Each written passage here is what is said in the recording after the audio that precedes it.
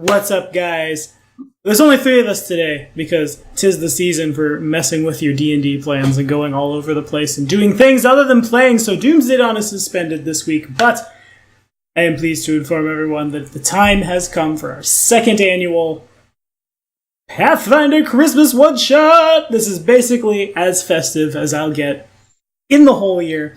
We fought Krampus last year. It was super sweet. This time we're playing around in the Pathfinder playtest, and as always, Dan and Robin, thanks for being awesome. Chewy, I've been meaning to ask you. We're going to ask you on stream where everyone can hear. I've noticed your name was Dragonclaw on YouTube. It has changed to Chewy Entertainment. So has your Twitch handle. Is there something you'd like to tell everyone? Is there perhaps a content? Is this a content? I've changed it since I did some streaming back on Dark Souls 3. For whatever and stuff like that, I like the name Chewy better than Dragon, cause that's my Xbox, and this nickname has stuck a lot, so... Mm-hmm. So do you still stream now? I'm getting back into it, yes. Nice. Okay, well when you do, give me links and stuff, and I'll promote it. It will be good. Because you guys are awesome, and you deserve success, because success feels good. But now, down to that Christmas one-shot. As far as our backstory goes, you guys, and we're level 15 in the Pathfinder playtest, so we're going to see some high-level shenanigans for sure. You guys are members of the Black Ravens.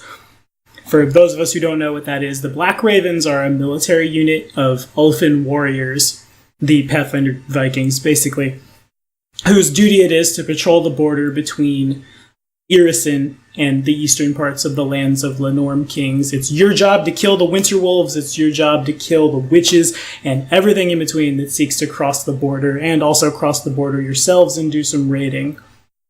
I suppose, since I kind of know what everyone's playing, because we talked about it, I'm going to start with Dan and make my way down the line. Introduce yourself. Who are you? What are you? What are you playing? I am playing a complete ripoff of Zorro and Antonio Banderas. Armando, the greatest duelist in all the land.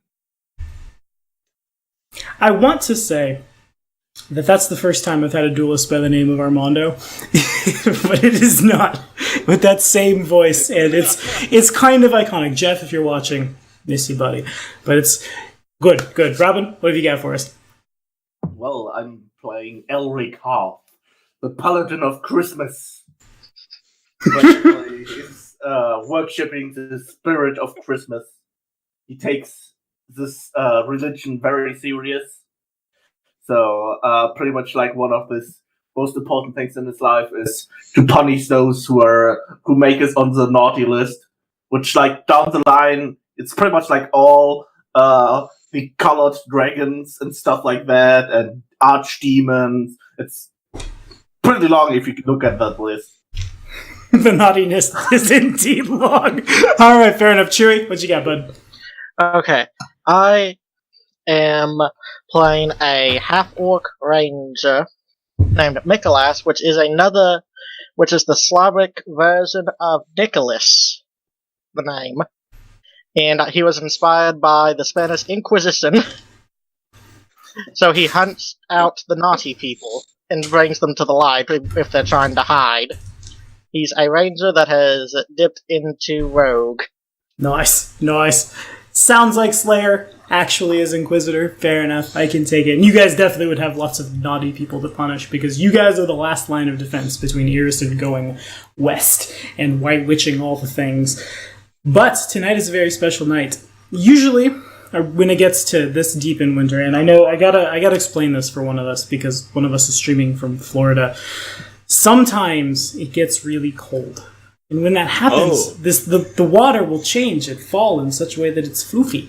And it's all over the ground, and it makes it hard to walk, and it's very cold outside. And on the nights where it gets particularly cold, a very prominent member of the Black Ravens will see to it that all of the outposts along Hagreach's eastern border are properly supplied with weapons, with supplies, things of that nature. No one's entirely sure where he came from. He's a redeemed frost giant that kind of just wandered out of the crown of the world. One day, big belly that shakes like a bowl full of black pudding, eternally rosy cheeks, gigantic great axe, the whole 9 yards.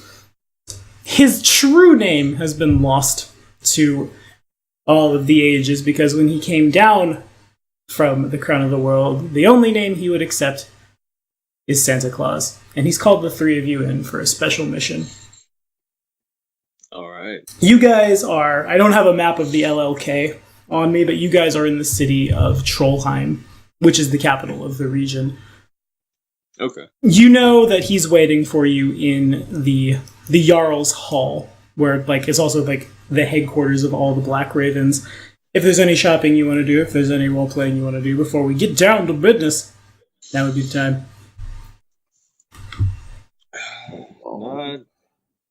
Got all my items. Yeah. We're probably gonna buy some rations and tents and stuff like that real quick. Okay. Oh, Just do some basic stuff, because we are obviously heading out to somewhere, so having that stuff on hand seems logical. Fair In that enough. case, we should also, since we are all marshals, we should get something for fire. My ball is always flaming. Take small, sets on ground, rubs on plant. Yeah, we can use that as a campfire, right? Yeah, let me just casually grab my weapon for that. Kicks on So flaming room, sits in front of stuff. Using your... yeah. Hey, if it makes... Does that make an eternal torch? I mean... Kind of makes an ever-burning torch. Not the light, but yes to the heat. Yeah, see? Yeah. Makes sense. Yeah. Oh, yeah. Yeah, it could work. It could work. It'd be fun. Armando is going to go try and find some winter clothes then. Okay. As part of your Black He Raven would attire, you self-prepare. guys would all definitely have winter clothing, a la Think the Wall in Game of Thrones. It's basically the same idea, but instead of protecting against frost zombies, you're protecting against ice trolls, frost giants, witches, winter wolves, things like that. I think I'm already fine with my Ring of Cold Resistance and Legendary Survivalist. Yes, Which also gives good. you immunity against pretty much all weather effects. Yeah, that it does. Welcome to the wide world of legendary skills.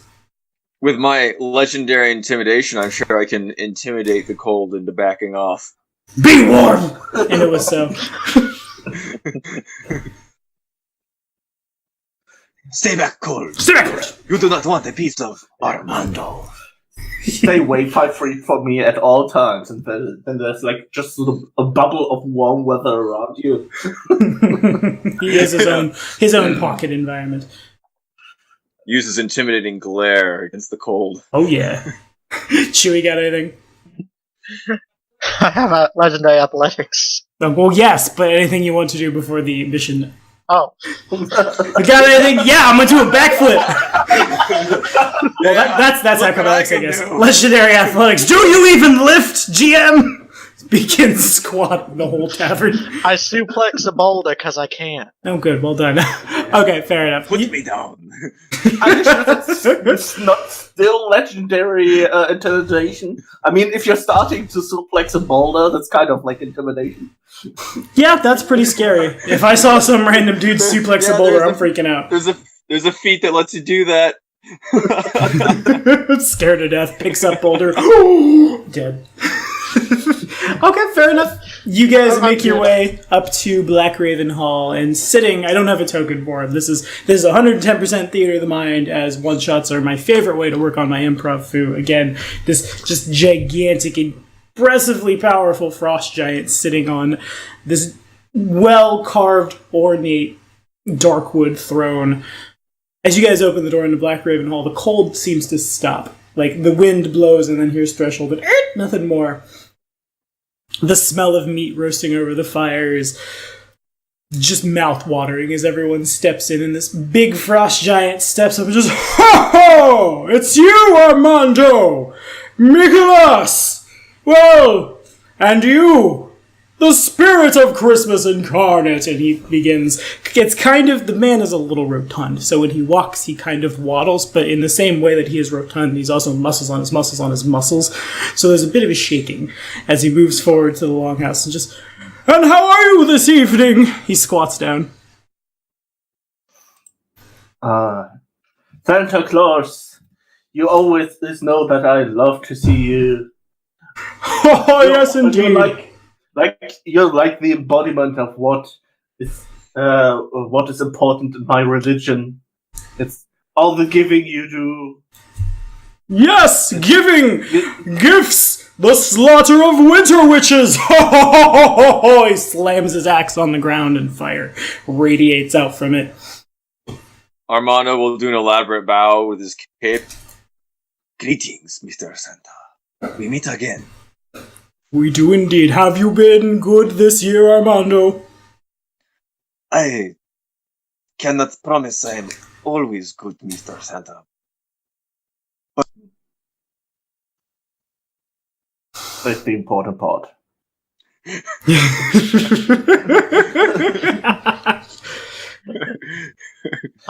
I do a bow too, not as elegant as graceful, just like a commoner that's never been in a null situation. He uses his legendary athletics to squat in place of the bow.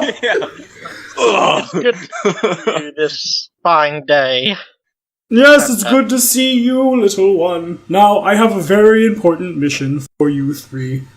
As you know, tonight is the night I would make my rounds, bring all the presents. He sets a bag down in front of you guys, which is just brimming with magic weapons. It practically, like, no one has detect magic in the squad, but you don't need it, for the bag is about, like, yay big. And just, like, way too many magic great axes stick out the top of what must certainly be a bag of holding. And rations and gear to all the good little black ravens who keep our lands safe and slay those who are naughty.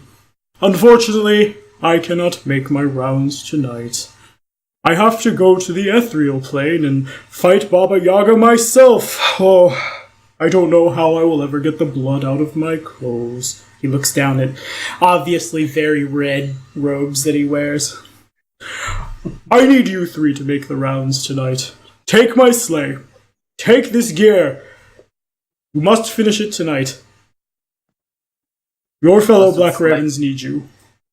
Does the sleigh fly? You can make a check. An Arcana check? Both are fine. Well, You are a paladin. Yeah, that you are. let's just roll and see what I'm adding.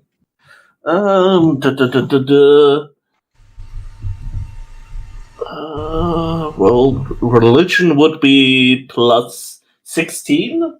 Okay. That's a 25. So his sleigh doesn't necessarily fly, but he does possess in his retinue a team of magical caribou that carry his sleigh, and they are capable of flight.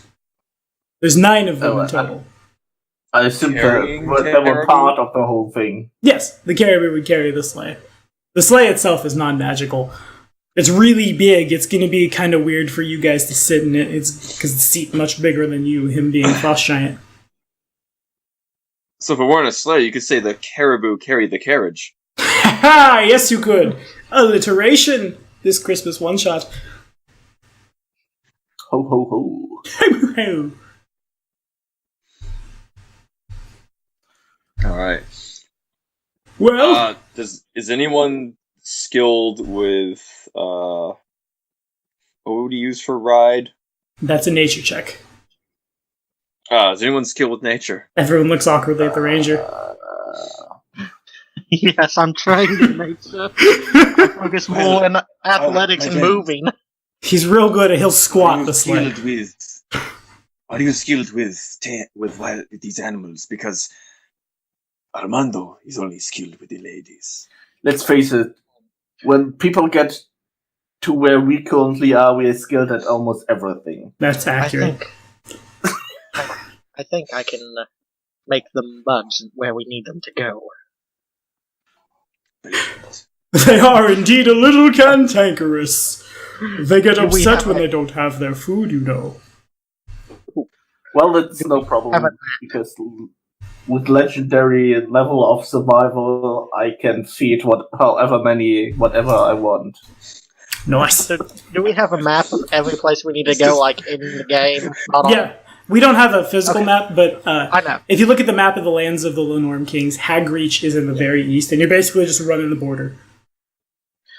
Robbie's Okay. just gonna feed them dead twigs and stuff. He's like, no, it's cool. It's cool. Legendary survival. Legendary survival! This is actually the ice troll meat you feast upon.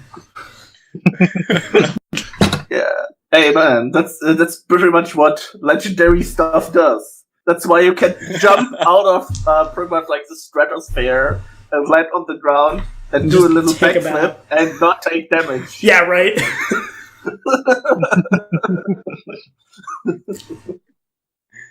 You hit the ground, be like, do a barrel roll, and then it's all good. So, do I know if there's anything that usually tries to stop him every year while he's on his merry way delivering presents? What's up? I'm sorry, I didn't catch that. I was too busy laughing at the jumping. Do I know if there's anything that tries to stop Mr. Santa Claus every year? Yeah, without making a check, you as a Black Raven would know that you can expect to be harried by Baba Yaga's, not her necessarily, but her forces. Ice trolls are pretty common, winter wolves, well and truly just Iraseni soldiers, white dragons. It basically just cold-themed everything. Also, these really creepy dolls that will open up and inside there will be another doll that will open up and inside there will be another doll, and they'll animate and like people will just go missing in the night. Houses on chicken legs are also a popular siege weapon of the Iraseni. That's what guards the border on their side. No one knows how they work, but they animate and just kick you in the face with gigantic chicken legs. Magic. You can explain almost anything with magic. Oh yes. That's the beauty of it. Mm-hmm. And you can explain it with Slavic folklore, because that was really a thing. Go watch Arthur. Oh man. I'll Baba accept your tasks, Mr. Santa Claus. I thought you would, Mikolos. And he brings this gigantic frost giant hand down on your half-orc body. Just good. And with that, I must go. And he turns 1, 2, 3, and dimension doors out of the building to fight his own Christmas one-shot. Leaving the three of you literally holding the bag. Are there any gnomes around that we can ask for advice? You would know that... they're Santa's little helpers. And they're elves! Come on! Yeah, you would know that Santa does in fact have a host of sometimes Arctic elves, sometimes gnomes, sometimes he confuses the two that probably have spent the entire year crafting these just most magic of magic weapons. Is that like the name of like a magic workshop? Something like that. It's just like little people in there crafting magic It's items. Santa's little enchantery. Yeah, the dwarves make the weapons, the little dwarf helpers, then the elves. The elves enchant them. The halflings give luck bonuses to everyone. Yeah, The half-orcs everyone have does their ferocity. Yeah, everyone helps. It's Christmas. Kill all the Iraseni. Because nothing says Christmas like murder. Woo! Yeah. Well, what do, team? The floor is yours. Well, let's see. Well, let's do a quick animal handling check to get those magical flying caribou strapped. So are they already Yeah. in the sleigh, or do we need to put them in the sleigh, like, hook them to the, whatever it's called, that connects them? You would probably need to hook them to the sleigh, yeah. You assume they're not just stapled in at all times. They'd be down at some kind of stable somewhere. Let's get the carrying caribou. Carrie, he just picks up caribou. You guys get to the stables, and On the way. within the stables, there are 9 individual stalls that are just bigger than anything you guys have ever seen. No one really goes in here except for Santa himself, and within the stalls are 9 of the biggest caribou you've ever seen in your life. They're big enough to carry Santa by themselves. For you guys, you come up to about to their knees. Wow. They see you, and these eyes that glow a vibrant crimson, and all 9 of them with noses that glow rather ruby red as smoke comes out of them look down at you, and you all hear the sounds of hooves grinding against the wood as they begin eyeing you up. Some of them toss their heads and snort. Armando is not afraid. I try to calm him down. Okay, sure.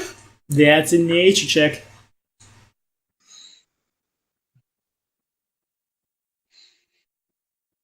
There was an actual glare on that die, so I thought it was a natural 20 on fantasy rounds. 25 it is. Okay, sure. Flavor that calming. I make like the sound like your forces. Calm down there. Calm down. We are friends. Santa needs our help, all of our help today. You say this, and all of them with a little more intelligence than you might have expected from dire caribou lean forward and look in your direction out of their stalls, cocking their heads slightly to the side. They're attentive. You have their attention, but they don't seem fully calm yet. Some of them exhale a little too hard, and gouts of flame come out of their nostrils. Santa is fighting Baba Yaga herself this year, and as for us to deliver the presents for everybody to still get them. I give a thumbs up. They see the thumbs up, and they just all at once, basically. It's clear you'll need something more than just pretty words. Okay. These things are a little stronger than you. I look to the paladin. I say, show them your religious, how religious you are. Tell them about Jesus. Yes, my friend. Show them the way of Santa. Jesus Claus. I can probably do tell them of the beauty of sharing and caring in these Christmas times. Okay, sure. Make a religion check. Or a diplomacy check, one or the other. Okay. So as high as what I'd do. He takes out a candy cane with some holly as his holy symbol. So he's actually a druid. Okay, that's 37? That's pretty good. Yeah, okay, that works. They seem to vibe pretty well with the sharing and the caring, and Elric steps forward and begins recanting the tales of Christmas and sharing and capitalism at large. And there's my Christmas spirit for you. And that's also what I said. It's like, oh yeah, it's like family and dreams and wealth. That's those are the domains of Christmas. Yeah, correct. And Hallmark. Okay, so it's around this time, because that was a critical success. You guys notice in the back there is a little for what is housed here, but about as big around as you guys' barrel that, despite what you see inside it, which clearly are arms, legs, and various viscera of frost trolls, you can't smell it. Really, all you can smell in here are these giant caribou.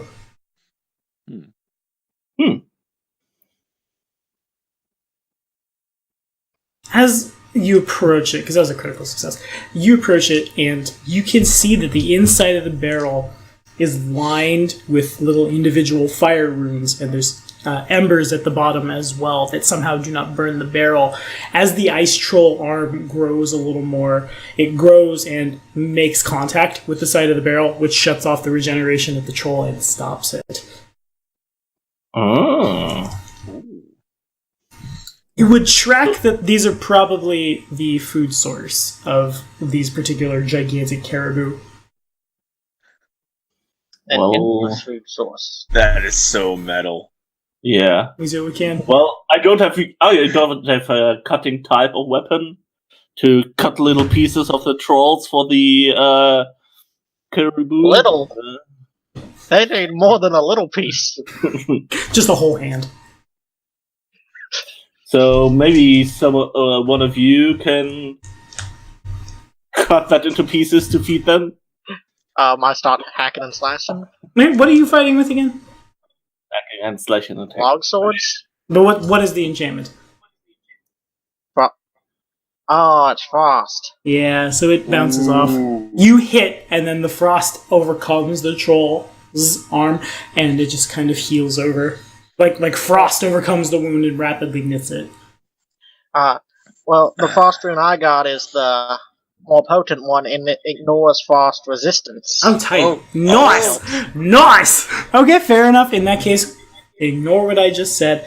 You are able to take the arm, and you pick the arm up out of the barrel, and it begins regenerating just up the arm. A bicep rapidly grows before your eyes. You cut, and then the arm starts growing into two, arm grows up into more arm, bicep grows down into more arm. And now you've made 2 frost trolls.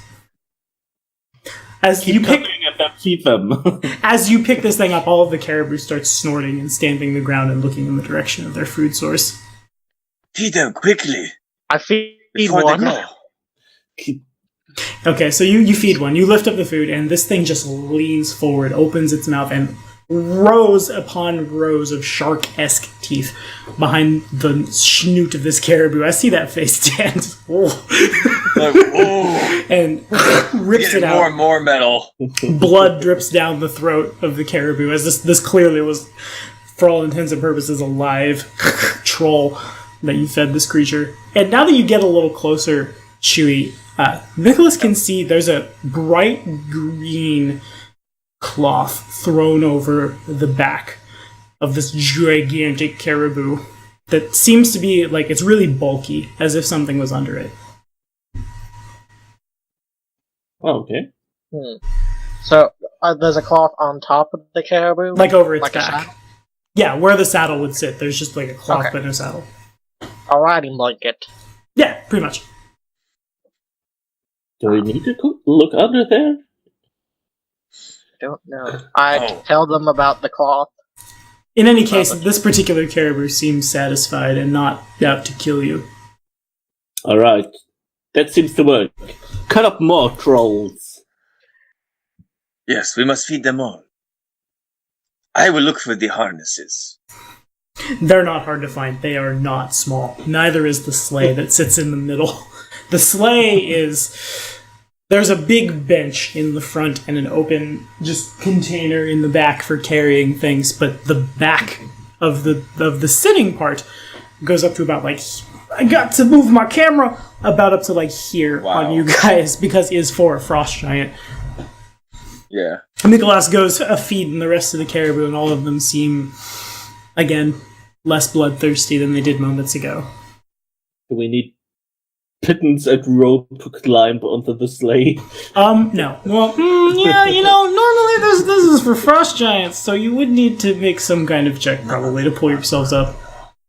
Armando is a fast climber. We can probably... Armando speaks in meta. Armando just loves to say his name. and speak of himself in third person. And speak of himself in the third person. He drives the ladies wild. Nice. He just works with the ladies. It just works. It just Todd Howard. works. An MMO's a good idea, Todd Howard. Yeah. Please don't sue us, Todd Howard. Man, one of my patrons bought me the Tricentennial Edition of 76 because we were going to play it together. And Nylon is canvas. Yeah, oh my god, I forgot about that. Oh, no. Hey, have you not seen the great Christmas stuff they have done?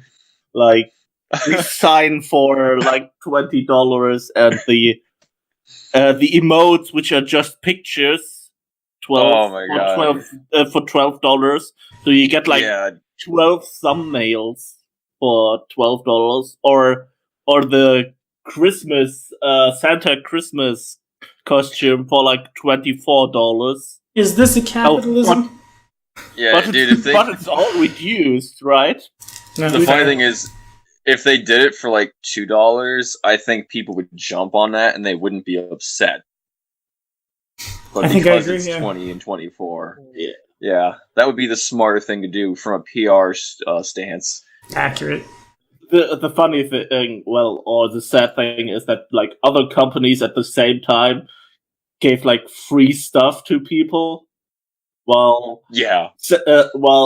Bethesda with Fallout 76, after they screwed up so much, like went ahead and pumped out like the most expensive Christmas-themed garbage that you have ever seen.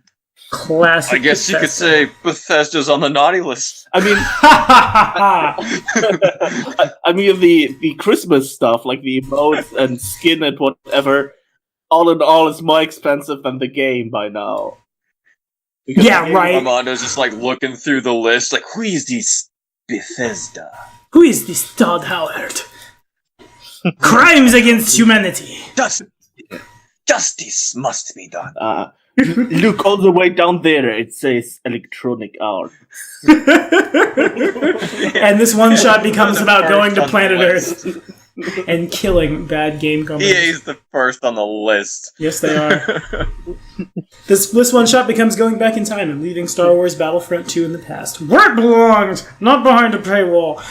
But I digress. Yeah. Yep. So, Nicholas has fed the gigantic, monstrous caribou. The tack has been brought out. The sleigh does require some kind of check to get in. And in addition, also, like, getting these guys geared out will also take some feats of acrobatics, because they are just ginormous. Could I make an alright. athletics check to move the sleigh Oh, where yes, it you needs can. to be? Yes, you can. I think every one of us has like the belt of giant strength. So you Yeah. probably, Armando would like to strongest- assist. 3 strength-based marshals. Okay, 28. Yes. Okay. So yeah, Armando's going to assist. And oh, that's right. I get a +2 to assist because of my human feat. So Mine's also plus 20. that's a 37. Mine is a 25. So all three of you, muscles on your muscles, full, gigantic, despite the Spanish accent, elfin men look at this sleigh, look at each other, and just 1, 2, 3, hop, pick the thing up, and just team carry it over to where it needs to setting it down pretty effortlessly, barely breaking a sweat, which is good because it's cold out. Actually, not in here, it's not. These guys put off quite a bit of heat. Robin, no! Sad Christmas! That was the cat. Oh, She just jumped onto my keyboard, but my keyboard was like on the side of the table. Oh no. So she fell down. so the with cat's my on the naughty keyboard. list now. We have to kill Yes. Robin's cat. And yes, that's how it is. Be careful, it's not the 25th yet. You can always go on the naughty list. Yeah, a couple days. Be good. The caribou continue as they see you pick up this sleigh and move it, just stamping on the ground, smoke emanating from their snoots. I think they're excited. That may be a fair Nice. guess. Alright, Armando is going to try and get the harness ready on the sleigh. Okay. It's not hard to Do I do. need to check for that? Nah, you don't. It's pretty easy. It's real Okay. big, but it's basically just gigantic leather straps that aren't tied to anything, so it's just a Okay. matter of, like, moving cable. I'd Alright. like to make a nature check to move one of the caribou in place. Okay, make it so... Well, this should be fun. I know. Okay. 23. So you open up the stall, begin leading the caribou out, and the caribou moves of its own accord to stand where it needs to stand. Just the most resplendent creature you've ever seen. Despite its bloodthirstiness, now that it knows it's time to go, it just moves into the spot at the back of the sleigh and just stands, waiting. Now that it's moved out, you can see there's definitely something under that saddle blanket. It's hard to say what, though. I'm very curious. Peeking will put you on the naughty list now.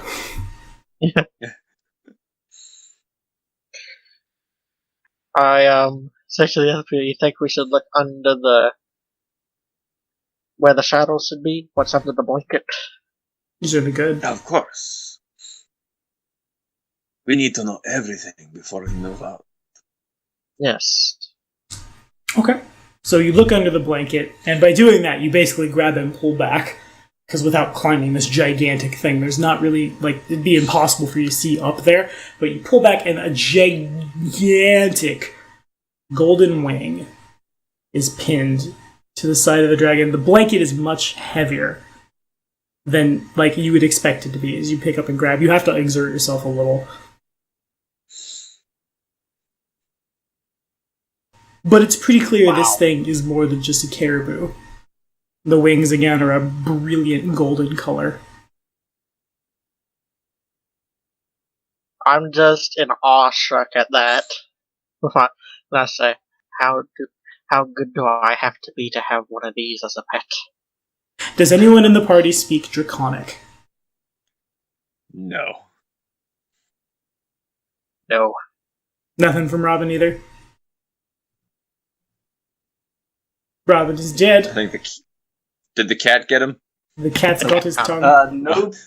I was just thinking that a monk would be real nice here because they have like that. What's that tongue of? Yeah. That's so useful. Yeah.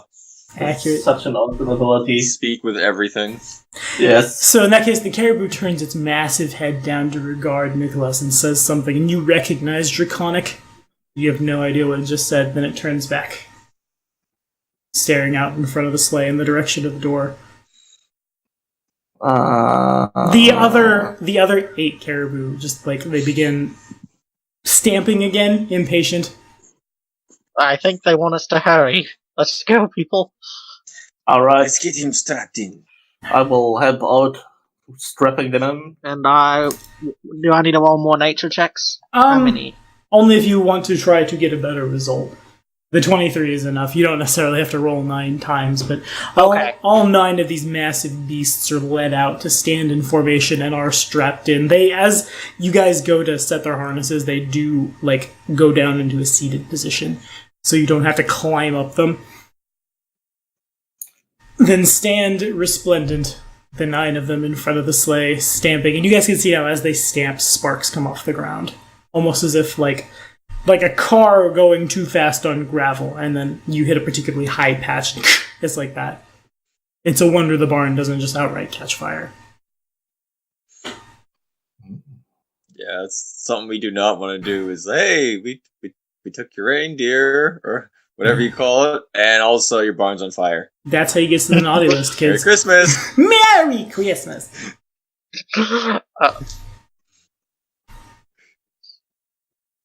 Alright, so they're all strapped, ready to go. Yep. It's a matter of getting in position and getting them started. Yeah, the question is, can they fly with the blanket still on them? Well, we'd have to take them off, right? Yeah, let's take them off. Okay. So you guys... do we have... Go ahead. Do we have the bag of holding all the stuff first? Yeah, you guys have it. It's not very big. It's about the size of my dice bag here. But again, just heads of long spears and great axes and great swords and long bows and arrows and everything in between just hang out the top.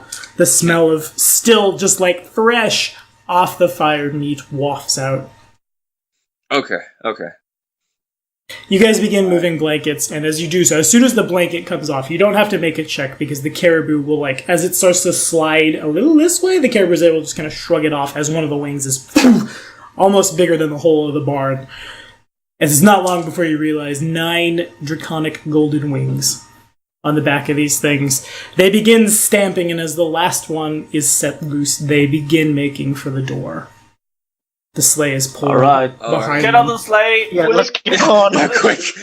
It's a good thing I got quick jump. It's good that I have the fleet feet, so I'm faster. Yeah. Everybody make a check or a save. Alright, Is it just a flat D20? The check or a save, your call. I'm gonna make an athletics to jump. Okay. Yeah, I'm also making I want to make an acrobatics. Alrighty. I think I just make a reflex save or something. 37. Yep. So the 37s are great. Mikolas and Armando both see this going and just like into the sleigh, but it's Elric who doesn't quite make it. Elric ends up grabbing one of the runners on the bottom of the sleigh. Also at 37. Oh, you have a total of 37? All right. What? Wait, what? I'm at 27, actually. Sorry. I'm good. Fair enough. I'm like, 9 gets a 37. This playtest is funny. So Elric ends up grabbing one of the runners as this thing, as soon as the caribou, which clearly are some kind of draconic something or another, clear the barn, the wings come out in a great whoosh. This thing takes off into the night, leaving poor Elric just hanging on the bottom. As Nicholas and Armando, you could probably find a rope, yeah. Well, Armando is going to look for a rope or something that he can throw to him and try and pull him in. I will click my heels and my boots start giving me a flight speed and I'll just get on. And boots of flying, well done. Oh, They just whoop, whoop, whoop, whoop. nice. We need a rope, we need a rope, we need a rope. Ah, ah. Elric just kind of and He's like, hey guys. As he just pops down. What's up? Yeah, he like clicks his heels and then just like backflips, flies over the thing. Like, Oh, Peter Pan. That was close. Nice. So these guys all begin circling Trollheim. As they bank, and truly to turn, these guys have to bank pretty hard. The sleigh does not bank with them, remaining perfectly level. And you guys don't get that high off the ground, maybe perhaps like 10 feet higher than the tallest building, and there's still people out. They don't seem to see you. Oh. And you guys are making a lot of noise. These are 9 very loud, gigantic creatures that are clearly very happy to not be, like, penned in anymore. that's good. Yeah. However, they seem to be waiting. Waiting for what? Aren't they going? They are going, but they're just kind of flying around the town. Oh, okay. Oh, we must go to the We know first the stop. direction, I assume. You guys know I where you mean- need to go, yeah. I'm All great of at the survival, border. so I know all the directions. Yeah. All 4 of them. Armando is going that to... I'm legendary in survival. I can't mention that enough. You cannot. It's very good. Armando is going to try and look for the reins and then hand them to Nicholas. Mhm. He's like, onward, my friend. Destiny awaits us. Onward towards the houses we need to go. Make a check. Use the Little non-existent beasts. right check. That's a nature check. Handling an animal. I know, but I missed that. That's actually I do too. not its own thing anymore. Daddy too. A 32 is good enough. There are reins, but to you guys, they're more like, again, just like tow cable. That's how big they are, and you pick them up. It's a great deal of effort for Nicholas to pick them up and just, not for weight, but for bulk. And they turn towards the south, and you guys, again, without disturbing, even like, these guys must have at least like 30-foot wingspans each, because they need to have pretty big wingspans to support their bodies, because they're not small. They don't disturb the ground with their flight, and they take off, heading south. Yeah, because normally, like, those 9 things, they would probably, like, whirl up a storm Oh yeah, just for by sure. flapping their wings. Also, this is the first time you've seen the caribou, but you've never seen them this draconic before. Almost as if your memories had been altered. There's a faint itching in the back of your mind as you go to think about it, as if you're like, you should remember this. This is a very important thing. Indeed. So it takes about an hour and a half for you guys heading south to reach the first fort. Night has well and truly fallen over the lands of the Lenorm Kings as you do so. And again, no one sees your approach. The fort's probably around 1,000 soldiers. The Black Ravens usually operate more. Like, Mikolas is definitely very par for the course here as full ranger, because that's basically what's going on here, is Arctic Rangers all over the place, but permanent forts are still necessary to, like choke points in between rivers and things. You guys fly down and begin circling over this fort. Again, no one seems to see you. I think we should find a way to reach the bottom without dying. Or land them. You're the nature guy.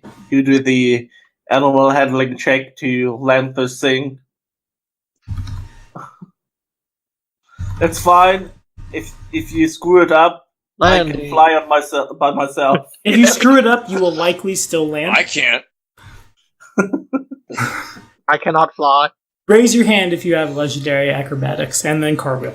But okay, fair enough. The 28's good enough. You're able to, like, whoa, the cables again, and these guys go down, circling the fort before alighting onto a particularly big... It's not quite a longhouse, but it would be the equivalent for something that's not as important of a location. As the caribou all alight on the building, their wings begin to hazily mirage out, and well and truly so do the rest of their forms, as well as the sleigh. It went invisible. Indeed it did. Alright, so It's so sweet. next we need to deliver some of the weapons. Yeah. In the bag, are there any packages with name tags on them? Yeah, I was just about to say, it's like tagged anything. It's like, this There is for this. are not. Everything Do is... they go under the tree? There's no trees. Well, there's definitely a lot of trees. But there's no names on anything so much as just lots and lots of bulk, very magic weapons.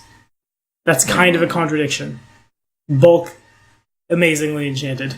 But that's what it is.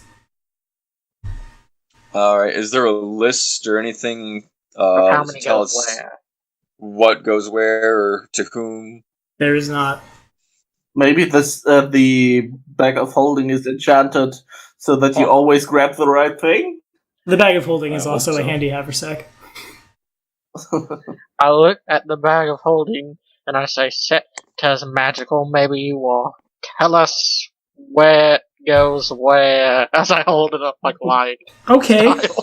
Roll percentage dice, Chewie. Armando just face palms. Like, I don't think that's how magic works. The D100 will decide your fate. Uh-oh. We'll actually fight a mimic tonight. Well, turns out the sack is a mimic filled with magic items. Yeah. Oh, bag of holding. What do we need to bring here? It's like, bring me souls.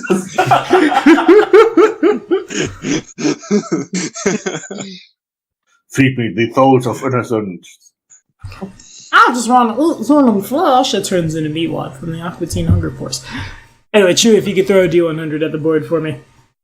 Okay, there's not a D100 on here. How do I roll that? How we do that in Fantasy Grounds. Also, thanks to the Fantasy Grounds guys Yeah. for their software. They're cool.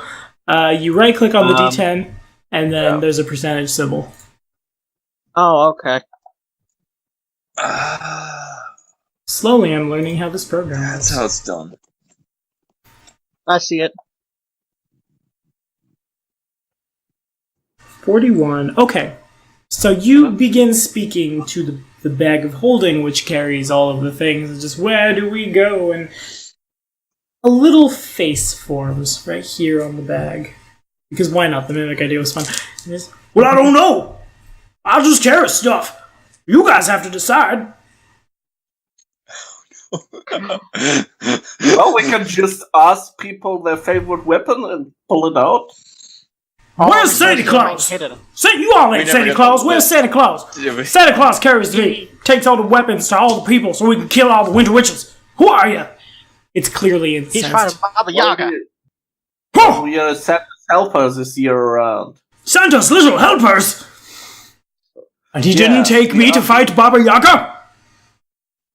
Not this year, no. The bag of He holding thought you begins could help sobbing. guide us. Little tears Lead made us. of not canvas but nylon begin just streaming down. Just, all I wanted for Christmas was to kill the winter witch and feast on her entrails. And I have to be with you people. We'll have a merry time. Armando pats the head on the bag. He's like, It leans into the that pack is only next year. as a cat would to receive a boop. Yeah. Elric is It slightly is creeped always out. next year. Okay, fine. Maybe next year she'll come back to life. Some crazy third annual Black Dragon Gaming Christmas one-shot shenanigans. We'll see. Quick, it's breaking the fourth wall. The meta is real. Patch it back up. You all know how bad it is when dimensional walls break down. Oh yeah. Break the fourth Armando dimension tells him, door. "We may yet face the minions of these Baba Yaga. I promise you, any entrails we find will be yours." Oh good, I'm pretty hungry. You guys fed the caribou all of the frost trolls and I didn't get to eat anything. I'm just full of weapons that I can't digest and meat that's people food. I'm just imagining that down the road, whenever we kill stuff, like the inside of the bag will get like bloodier and bloodier. when we start pulling out weapon for the next guy, they're like already blood covered.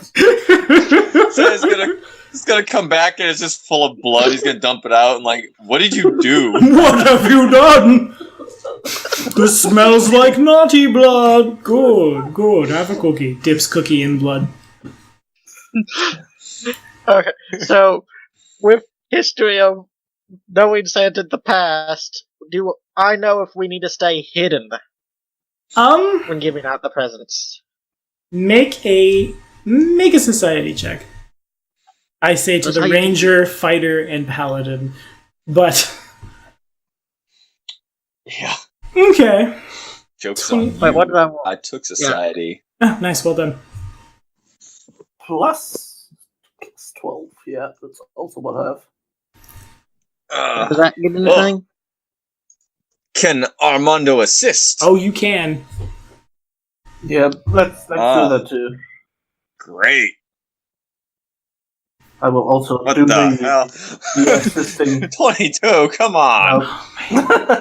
So I definitely saw Tugar's dice have a 19 on it, and then it reported a 3. That's weird. Yeah, anyway, between the three of you, you guys would Yeah. know that, like, you're ranking members of the Black Ravens, but also it's not uncommon for Baba Yaga to send rogues that have been alter-selfed to look like members of the Black Ravens late at night into these forts and go assassinating. So showing up carrying a bunch of stuff looks a little suspicious.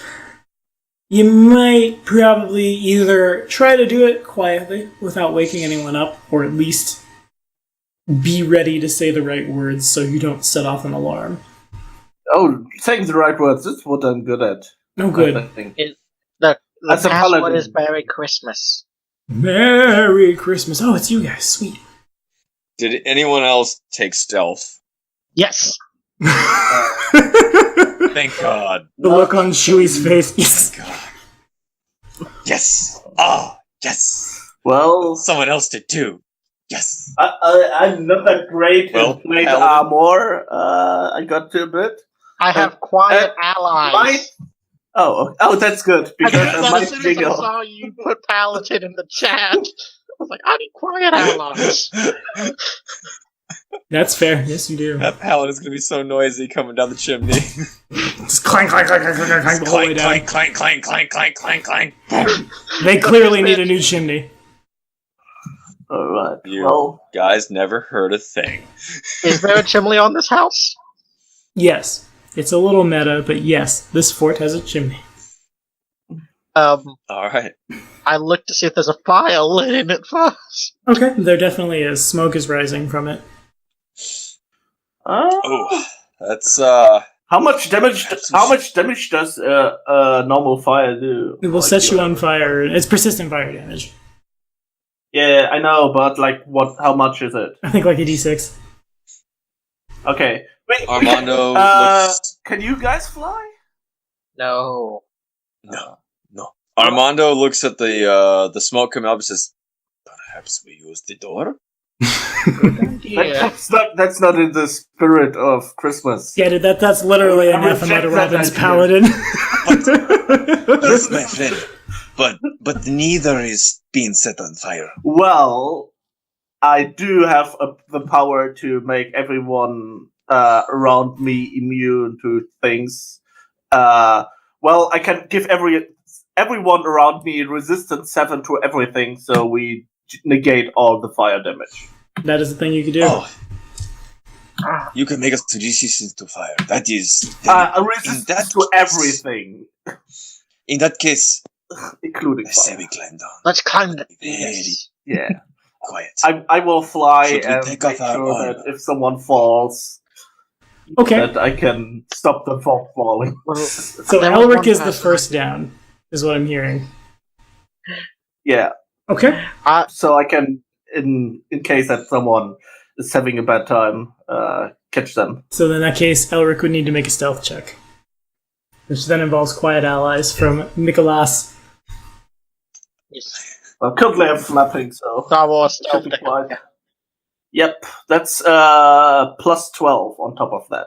Oh, not bad. Nice. And let me see how quiet allies works. Quiet allies. When an ally is within 30 feet of you, their check penalty to stealth checks from armor is reduced by 2. Nice. So, Alright. so that would be 2 higher. And you guys both are able to slide down, pending Nicholas's some kind of check to get down into the place. That I made a stealth there. Right, and then I would need a... You're very quiet at it, but do you do acrobatics down or athletics down, or just jump? Oh. Okay. I shall use my legendary ability. Yep, Athletics. more than enough. You just kind of arm, flex, slide. Yeah. Or no, you don't slide. This is athletics check. You, like, spider crawl down. It's a little awkward, but you can pull it off. Yeah. Armando's gonna wait for them to be done. And is gonna look down. How deep is that chimney? It's probably like a 10-foot drop, maybe closer to 15. Ah, okay. All right. That's like no problem. I've got catfall. Yeah. All Do you right. know- So first the stealth check. Ready? Thank you, quiet allies. Good thing that Well, yeah. I have to keep it in flavor. So, he's gonna catfall down, and he's gonna try and keep it quiet and completely fail. Good thing that I said that I'm going first and catching people who are unlucky. Make Because a... that's exactly what happened. So, make a reflex save, though. I attempt to catch him All right. as he makes a fool out of Reflex. himself. Oh, what is my reflex? It turns out that the roof of this building is particularly icy, and when you're walking on tiptoe, I know, again, Dan probably has no precedent for how ice works, being a Floridian, but it's, you fall on your face sometimes, and you hurt yourself, and basically that's what happens. You slide, pick up the foot, put it down, slide forward, head over heels down the chimney. If Elric would like to give him a catch, now's the time. Yes. What do I need to roll? So Reflex is probably reflex. Save. Also reflex, okay. 28. Seems good. Let's see it from the guy catching. That's reflex is 25. Okay, fair enough. You do grab him, and in a way, Armando kind of catches himself, but it's not quiet as he falls down. Matter of fact, his primary weapon falls down first, and clang, clang, clang, clang, clang, clang, clang, out the sheath. Oh, his rapier just ting. Lands outside the fire, Oh, man. but it wasn't quiet. What could be in this house? Evens, it's a good thing. Odds, it's a bad thing. Okay, sure. A gigantically broad and rotund dwarven man. Don't wake daddies out of his bedroll. You! Who are you, witches?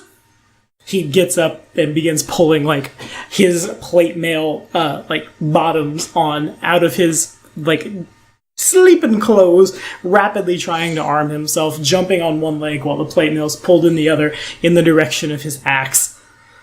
I'll kill all of you! You dare! On this night, oh, wait till Santa gets here! I'm sure he'll bring me exactly what I wanted! Armando's gonna say, "Do not be alarmed, friend. For we are sent by Santa. We bring gifts of magical weapons." Why else do you think we're going through the chimney? Well, it's pretty clear to me you tried to cast Featherfall and the spell failed because there's an anti-magic field over my chimney, and it only works for Featherfall, because that would be bad for your gear and stuff, I imagine, and then you fell, of course! Make a check. Alright. Alright, fine. Armando's just gonna, try and intimidate him then. Okay. I do a Good cop, bad cop, go. Alright, Armando's gonna use his impressive strength to crush something. You Be like, why would Armando lie? 28. Okay, yeah, sure. There's definitely plenty of stuff laying around you can just pick up and palm and down into Why would nothing. Armando lie? Because, please don't kill me. What do you want, witches? Well, Fear not, for we bring not death, actually, but gifts. that is our question. What do you want? Because we bring the presents, so we need to know what you want. What if I tell you? You could give me something cursed. He begins shaking. His beard shakes faster than the Well, in rest of that him. case, we wouldn't need to ask you what you want, because we could just give you anything that's cursed. I suppose that's fair. Okay, fine, I'll tell you, but it's a secret. You can't tell the rest of the Black Like an Ravens. Earthbreaker or something? Like what? Something dwarven? I want a dog slicer. Okay, Dog now I slicer. know why you don't want anyone to tell. Right. If I knew I used a goblin weapon, no offense, bigger green man, still shaking, still beard shaking. I'd be laughed right out of the Black Ravens. Yeah, I was just about to say, I did- you would be the laughing stuff of the world. Oh, he would. I did not anticipate this, but do not worry, friend. Your secret is safe with us. Good, good, good, Ma- good. Please don't kill me. Magic bag of awesomeness, do you have an enchanted dog slicer?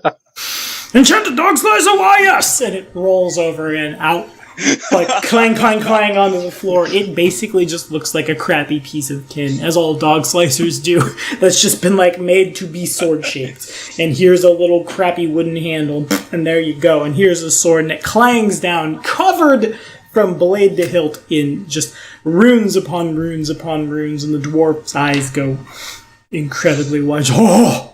You are sent from Santa! Thank you so much! He goes and grabs the dog slicer, and as he puts his hand to it, the dog slicer begins to shimmer and mirage out, not unlike the caribou did, taking the form of a dwarven war axe. Oh, Oh, cool.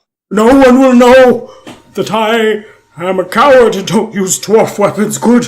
Thank you, let me... And he begins waddling over to where he stores his food, and he brings about the size of... Oh, what's a good frame of reference? Oh, God. I don't have enough Armando's gonna space. get fat from all these cookies. About the size of this lid that came on the Thai food I had the other day. It was super good.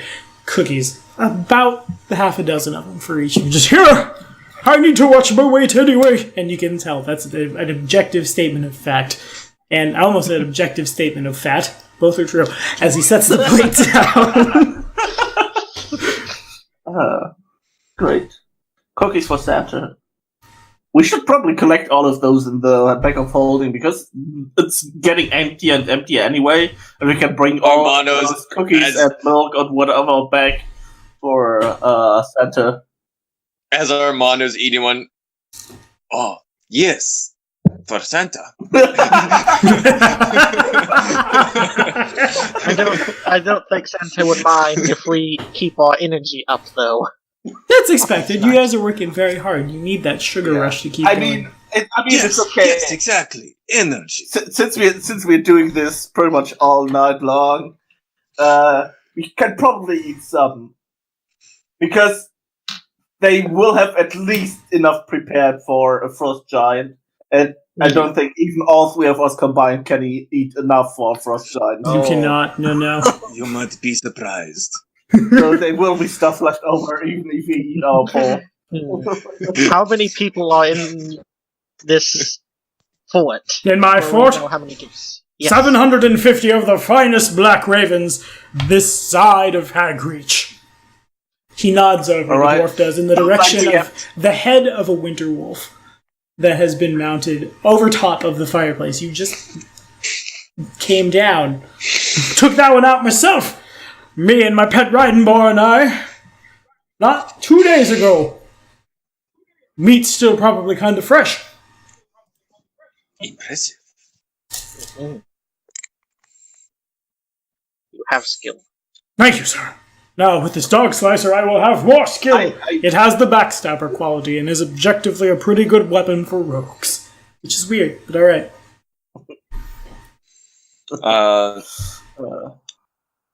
Let's see, do we have any other weapons for anyone else stationed there? You have a lot of weapons. Probably. For specifics, it's enough hard to to give say. Let's go. Let's keep sneaking around and giving people weapons. Yeah. But Oh, no, but they must remain asleep. Yes! but we just found out that people sometimes have weird wishes for their weapons that you normally wouldn't expect. I think we just have to put our faith in the bag when we reach in. Yeah, I know I do. think I probably. Oh, great. That's true. Bag of blood drinking. Oh, yes! God damn it! We should have tried Is that. there some way earlier. you can read these people's minds on contact? Actually, I just remembered that since I'm one of the paladins of Christmas, one of the main domains of my god is dreams. So I might actually be able to manage that too with like prayers. Okay. Let me take a look at the domains here. Oh my, okay. The dreams domain does what? You have the power to enter and manipulate dreams. You have just the basic one, or do you have the advanced one as well? Well, the domain power that I actually took is for protection, because those were more useful to take the powers from. That's fair. Yeah. Yeah, those are really good. But dream just happens to be one of the domains I thought would fit Christmas. So that's fair. I can agree with that. Okay. Well, the bag it's spoken to just read people's minds. Usually Santa does that. I'm just a receptacle. I give out things and I take the corpses. All right, let me do my But not the thing. cookies. I don't know. I'm a high-level paladin, so I can contact the spirit of Christmas and ask for support in reading people's dreams and finding the right weapon for them. Okay, sure. Oh, Father Christmas! Oh, Father Christmas. Oh, it's like, oh, spirit of Christmas, answer me, your loyal follower. Make a religion check. Help me give the people what they want. Help me with capitalism. Oh, Boom! All right. Merry Christmas. It begins snowing inside the house. Miracle. It's a Christmas miracle. It's around this time that it dawns on all three of you that the caribou might be hungry, and they do eat the flesh of winter creatures. If that winter wolf's only a couple days old, might be okay. Anyway, it begins snowing. That's also what I thought. Was like, oh, we could probably take some of that along. Yeah, by the way, you could probably feed them out so they don't go crazy. And a gigantic fir tree sprouts in the middle of the floor of this house. Just in a matter of seconds, from sapling to full-grown tree, decked out in all the trimmings. And an angel appears. Dressed not unlike how Elric is. Messenger of Christmas. Yes, my son. Help me in this dire need. What As do we you- need to fulfill the quest of the great Santa Claus. Of course, my child. Take my hand. And he reaches out a hand to Elric. I reach out a hand to the angel And you of both... my very awesome and totally normal religion. My very awesome and totally normal relation. Oh, okay. As Elric takes the hand of the angel, they both turn ethereal and just kind of fade out and up. Throughout the building, and quickly you fly over the fort. Into people's houses, into their dreams, and you can see several warriors dreaming of food, dreaming of weapons, dreaming of dead witches, everything in between. Pretty much everybody's wishes are pretty tame. There are some people that wish to go home back to their families, because joining the Black Ravens is not always the most honorable of things. Sometimes it's like the wall in Game of Thrones. Sometimes you're convicted of a crime and you can be executed, or you can go serve in Hagreach. And there's a lot of people who dream of families, children, different homes farther away that they can't reach tonight. This resolves in a matter of seconds, and Elric and the Angel are brought back as it continues to just lightly snow. Inside the house, the dwarf seems completely unaware and has gone back to sleep, cuddling with his dog Slicer. That's not safe, but he does it anyway. He's very happy. Well, my child, perhaps that will help. Continue the service. Of course. Continue your service in the name of the spirit of Christmas. God bless you. And it fades out into nothing. The tree disappears. It ceases snowing and the snow melts. Yeah. In the background, there was like jingle bells playing the whole time. Yeah, we'll just... Yeah, here's sleigh bells. Yeah, it's like... Everyone suddenly realizes they need to call their mom. You know, classics. Yes. Oh. Yeah. Oh my god. Have I convinced you guys about my religion? Yeah, he's trying to convert us on the spot. He's like, convert heathens. That's fair. I just call down an angel from the sky and make it snow indoors. That's pretty awesome. Elric did, in fact, just have a Christmas journey. Armand is like, well, I cannot argue with an angel. No. No one can. No one can indeed.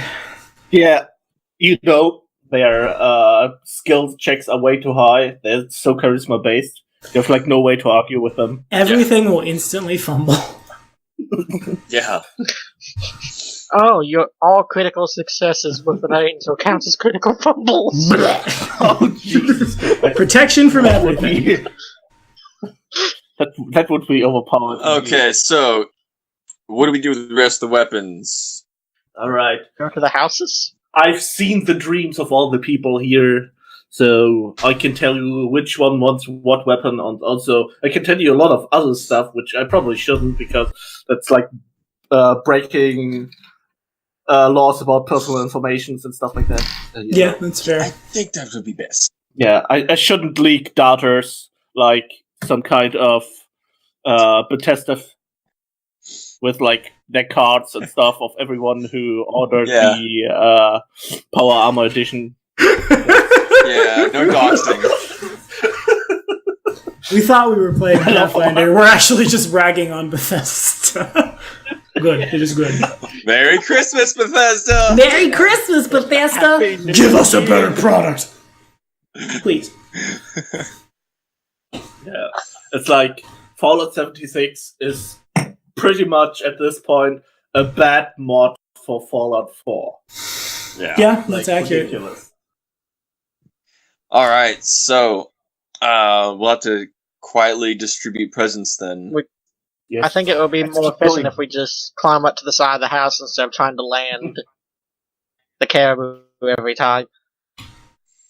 Yeah, you certainly could.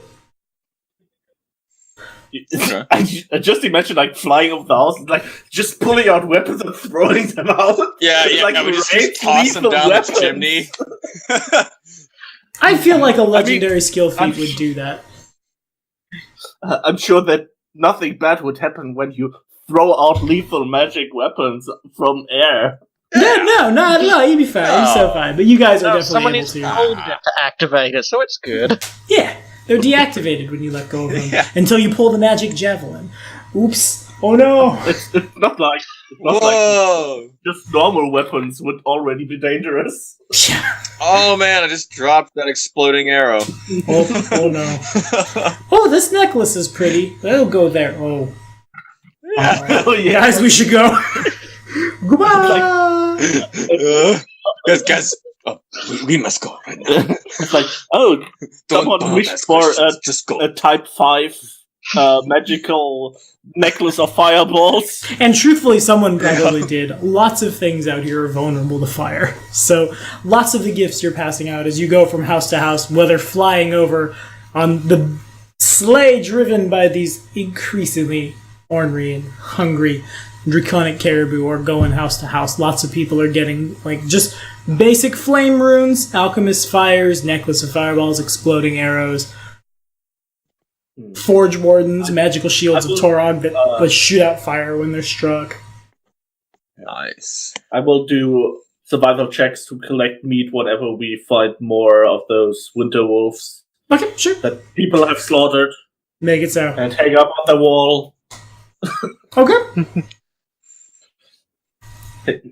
We do have a super high level bag of holding, which keeps getting emptier and emptier as we put stuff out, so we do have enough space for all of that.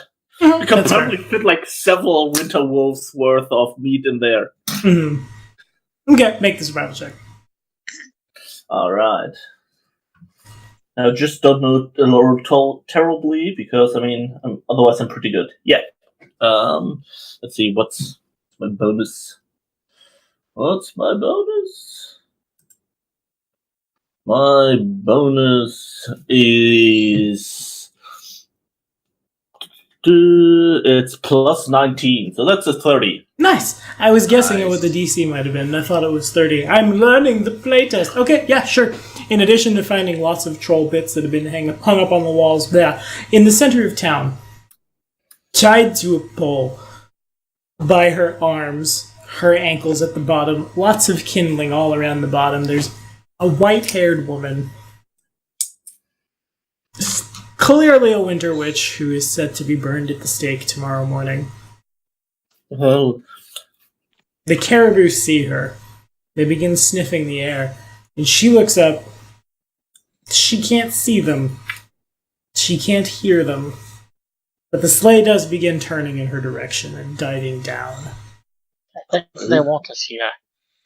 I think they want to eat her. We'll see what happens. And they well and truly... I think it would be good of us to oblige these beasts. And 9 caribou the size of leftovers. semis dive down onto this witch, and she screams out one time, before 9 gouts of fire just overtake her, light the pyre. The caribou land in it, clearly immune to fire, and begin just tearing her body apart, along with the bits of troll and winter wolf, and what else? Bits of chicken leg that obviously came from some house, but taste vaguely of chicken leg. They are clearly sated. And they taste vaguely of house. They taste vaguely of house floorboards. It's like eating the floorboards of your home. If there's any leftover intros, we should give to the bag. The bag does kind of sniff the air. Over the sound of the chomping and all the gooey sounds, Armando is just like, she shouldn't have been so naughty. She has indeed been on the naughty list, says the bag. The bag begins churning and turns a darker color, and there's a noise as out is spat a lump of coal, which lands at where once were the feet of the Winter Witch. That's hilarious. There are indeed little entrails left over if Nicholas wants to go pick up some, and as you bring him over the bag begins flapping open and shut, just with lightning speed. Oh boy! Oh my, I love some Winter Witch! I say, here you go. And it rapidly gobbles them up. The outside of the bag remains full bloody. If anyone could see this, they would be so disturbed. You're pretty sure no one can see or hear you guys, because you're making a lot of noise. Seems when we're only near these animals, we are truly invisible. Noticed. Yeah, true. Clearly, we need to bring them in the houses. Chimley! Become a person! It's like normal-sized door. Let's try to get those dragon creatures in there. Just drag its head in, and then maybe they won't hear us. Yeah, no, we're fine. So fine. You guys got this. Yeah. I mean, you probably just need to have them stand right next to the wall. Yeah. Yeah, so fine. Best. I assume it has like a radius, so you can just have it work through the wall. Breaks line of effect, can go in. Super good. Anyway, that takes you guys. It takes probably knowing where you're going and having a really fast move speed, and the ability to kind of just like as you fly over. I'll say like the bag knows what goes where when you tell it, and it can kind of just like the bag functions almost like a little cannon of holding. You just poof down the chimney, goes very enchanted things. Making the process of gearing out the fort much faster. Everyone's gonna find all these weapons in the fireplace. Just like, what the heck? I mean, they got flame runes, that'd be fine. Yeah. There are several more forts along the border.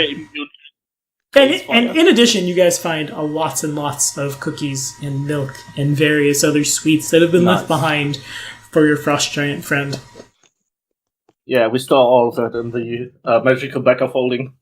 Good. It seems displeased as it's no longer being fed the entrails of the enemy and is now being fed cookies and milk. Nevertheless, it is able to store both are not for him to eat. It's just for him to hold. Like, the entrails and stuff he can eat, but the cookies he shouldn't eat because those are for Santa. Those are for Santa. Except for this one. Okay. Anything else you guys want to do in this town, or shall we move forward? We shall move forward. I wonder what happens if you, like, fly over, like, a pack of winter wolves, or if those whole things will, like, dive down to devour them all. You know what? Yeah, here's some dice. Sure. As you go flying to the next town, you well and truly do see a pack of winter wolves led by not Santa, but another frost giant. Stalking along the border, and they never stood a chance as these guys just bathe them in fire and tear them apart, leaving the frost giant's gear on the ground and bits of winter wolf fur and viscera. They're clearly smell of napalm in the morning. There's just a strange blood stain. Well, how'd that get there? Aliens. The caribou are very happy at the notion of more food. Like, after the feast, they all just, like, they don't necessarily smile. Their mouths don't really possess the capability of doing so, but their angry stamps go to happy stamps as they've feasted upon the flesh of the enemy. And you head to the next of the forts, setting down. It's more or less the same. It's about the same size. The size and shape of these forts along the border is pretty standard. And really, it's only that one house that's big enough to support, like, the weight of the sleigh and the weight of all the beasts what carry it. Mm-hmm. My comrades, let's deliver the first present of this fort. Okay. See, you guys deliver the present. Throws out weapons and have a red stick in the roof. So for the best. Okay. Just looking for a thing. Need to see how paladins work. I think you have this by now, don't you? Can you detect evil, Robin? Yeah, there is some ability somewhere. Let me see. There was something that allows me to detect evil at will, I think. But can he detect anti-Christmas? Like, opponents have to, like, roll, like, I think deception or something against it. I see. Okay. Sure. Then here comes the D20. I'll roll in fantasy grounds instead of rolling on these new dice that I bought for myself. Okay. So as you guys make your way down the chimney, Elric does not detect an evil aura, but Elric does detect a naughty one. Oh. Ooh, naughty aura. Sorry, I couldn't resist. In the center of the room, there is a little halfling. She's curled up against kind of the wall, kind of the floor, slumped down a little bit, facing the door. Sling staff leaning on the wall next to her. She snores soundly and doesn't notice you guys.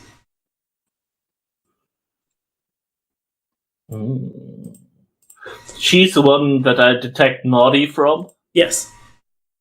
Okay. I will ask the bag of holding for some coal. Okay. The bag of holding... Chuck it at her. Bag of holding needs to make a save. The bag of holding's a little exhausted. Okay, the bag of holding passes the save. And a lump of coal about the size of Elric's palm is just into his hand. Okay. Just chuck it at her face. Bam! Merry Christmas! Merry Christmas! The first gift of this fort. You naughty. Yeah. I write like a little note and be with like be better next year. Then put the coal on it. Okay. You set the coal on top of the note. I mean, she's just naughty. She's not straight up evil, so I guess it's She's still not a witch. fine. Can everyone make a perception check for me? Yeah. Oh, you mean that might be a shape-shifting one? Oh. Dun dun dun. The coal is actually another bag of holding. Bag of colding! I didn't like that. That was bad. 39, Armando. 25. Armando. 39. Well done. It's very perceptive if it's a lady. He wanted to call Elric Tugor. Nice. I also have a 39. Okay, so you guys, as you go to set the coal down, you go to leave, a fox pokes its head out from under a little blanket and just looking in the party's direction. Armando freezes. Like, What the fox? The fox. What does the fox say? It says very loud, but not so loud as to wake up the halfling, as it comes a-waddling over in your direction, sniffing at all three of you.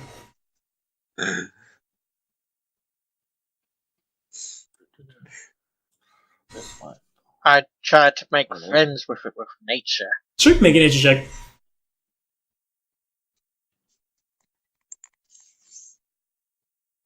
Okay. There we go. Sense evil. 24 is solid. And I fumbled. Okay, so I fumbled. What happens here is I fumbled my deception check, and Nicholas uses a nature check to try to befriend the fox, and you go to, like, scratch the thing under the chin, and it's just, hey!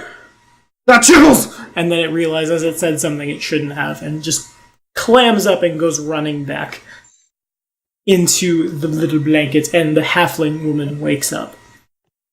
What are you doing? In my home? This is not your home. Yes, it is.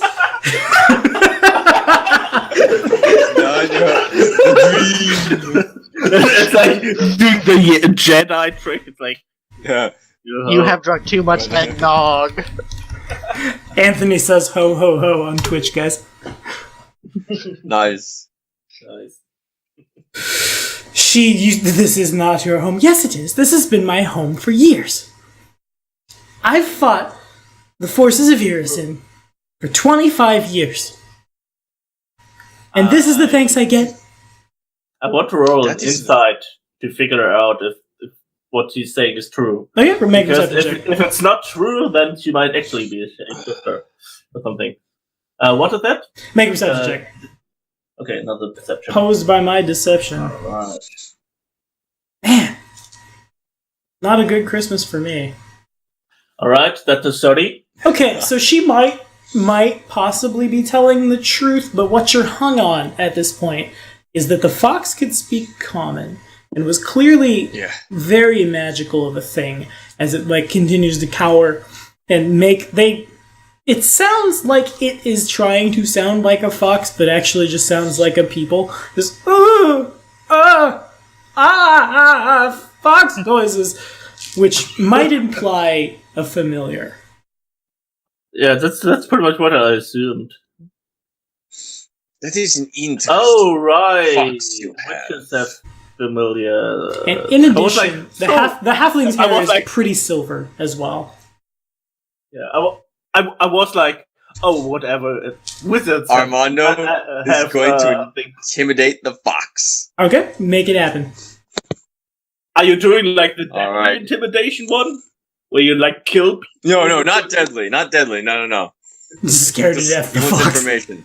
Okay, sure. Yeah. Just everything. Tell- Speak or Tell die. out your master. Alright. It's like, Fox, are you a spellbook? Yes or no? So he's gonna grab something to demonstrate his great strength again. And then, give me answers, Fox! Why do you speak? Well, I speak because I'm a familiar. I'm a connection to Baba Yaga. Please don't kill me. I'm just a little fox. As it begins Draws his stuttering rapier. in what does the fox say? Prepare to die. Okay. I will activate my aura of protection. Okay. Hello, Mikolash. It's Hello. just I me and my companions are cloaked in an aura of resistance against everything. am hunting the fox. Good to have my level. Okay. So the witch realizes she's been had. Just please, don't kill us. We have to serve, you understand? They'll kill us if we don't. Well, she does only clock in at naughty on my detect evil meter. That is correct. She does not detect as evil, she does detect as naughty. So she's not that bad of a person. If you don't serve Baba Yaga in Irison, she kills your family, turns them into horrible things. I promise I haven't hurt anyone, sometimes I spoil some food, sometimes I let the chickens out. That's rather harmless. What about information? Sometimes. I mean, we can leave you here as long as you feed somewhat false information to them. That would be fine, I guess. Okay, I agree. Thank you so much. And the fox goes, yes, thank you. As I'm just trying to make what does the fox say noises, having not watched that video. Thank you. Someone has watched that video much more recently than I have. Probably too much. Oh, good. Well done. Well, you still didn't make it on the list of the good people, so you're still just getting coal. Maybe I can. Listen, there's gonna be an attack tonight. Baba Yaga knows. Baba Yaga knows that Santa's gone. She's sending one of her white dragons. And apparently also a cat that's meowing. To a fort not far from here. Hang on, just one sec. I'm gonna get that cat before it ruins the stream. Back in 2 seconds. Yeah. I mean, dragons and cats are basically the same thing. They both like collecting stuff. Yeah. I watched a video on creating a character sheet for a cat. They also classified the... Well, I tried to grab him, but he just ran up downstairs as fast as he could. So I'm assuming he knows he was naughty. In any case. He knows better. Well, what age category dragon are we talking here? One of the big ones. It must be... More than adult? That is not good. No, it's not. Is he preteen? Is he edgy? Is he not nice to his parents? He's a said white, right? It's a white tween dragon, around 12 years old. No, that's not quite. I was trying to make a joke off what Chewie did. No one found it funny. I found it funny. I'm funny. Leave me because be. I understand the joke. It's because you said edgy, and 12-year-olds are edgy. Yeah, haha, we did it. I explained the joke, and now it's all Christmas is ruined. How well? She listens to Justin Bieber. That's how naughty she is. Oh, jeez. Death. She must die. It'll take a lot to redeem her. I think it was one of the ancient ones. It's one of the oldest white dragons in all of Irison. Hopefully he's not a spoon. Alright. I'm somewhat good at fighting dragons, I think. At least the white ones. I have a ring of cold resistance. Yeah. Yeah, I can hurt them. Well done. I also can. I can hurt them. I think white dragons have a weakness to fire, so that's also good. That's an Arcana check. Anyone else beside me who can do fire damage? No. Otherwise, you might want to search inside the awesome bag of holding. Maybe Santa has some flaming weapons in there, which are of equal quality to your current weapons. How convenient. No, I've got holy weapons, dude. That's self-healing right there on a crit with keen. Oh, I don't want anything else. Okay. Well, maybe Especially is there like an oil on there, like flaming oil or something? There probably certainly will be. You've handed out a lot of flaming things. Actually, are there still necklace of fireballs in there? Yes. Yes. Armando has a good aim. Yes, Yeah. there is a You necklace take of fireballs. Type what?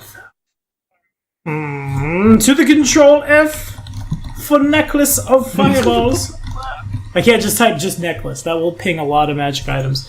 Okay, necklace of fireballs. We should probably add that to the. Oh, actually, I think all of us are melee fighters, right? 3 melee martials. Well, I got a hand crossbow just in case. I do have a crossbow as well. I don't, because I can fly. I am the crossbow. I am Christmas. And this PDF is long. Searching for necklace of fireballs. There we go. Necklace of fireballs type. You guys are level 15, a 15th level treasure. Is that like type 4? I'm looking. Probably whatever the biggest one is, to be honest. Not type 7. Type 7 is too big for you. Can't have that.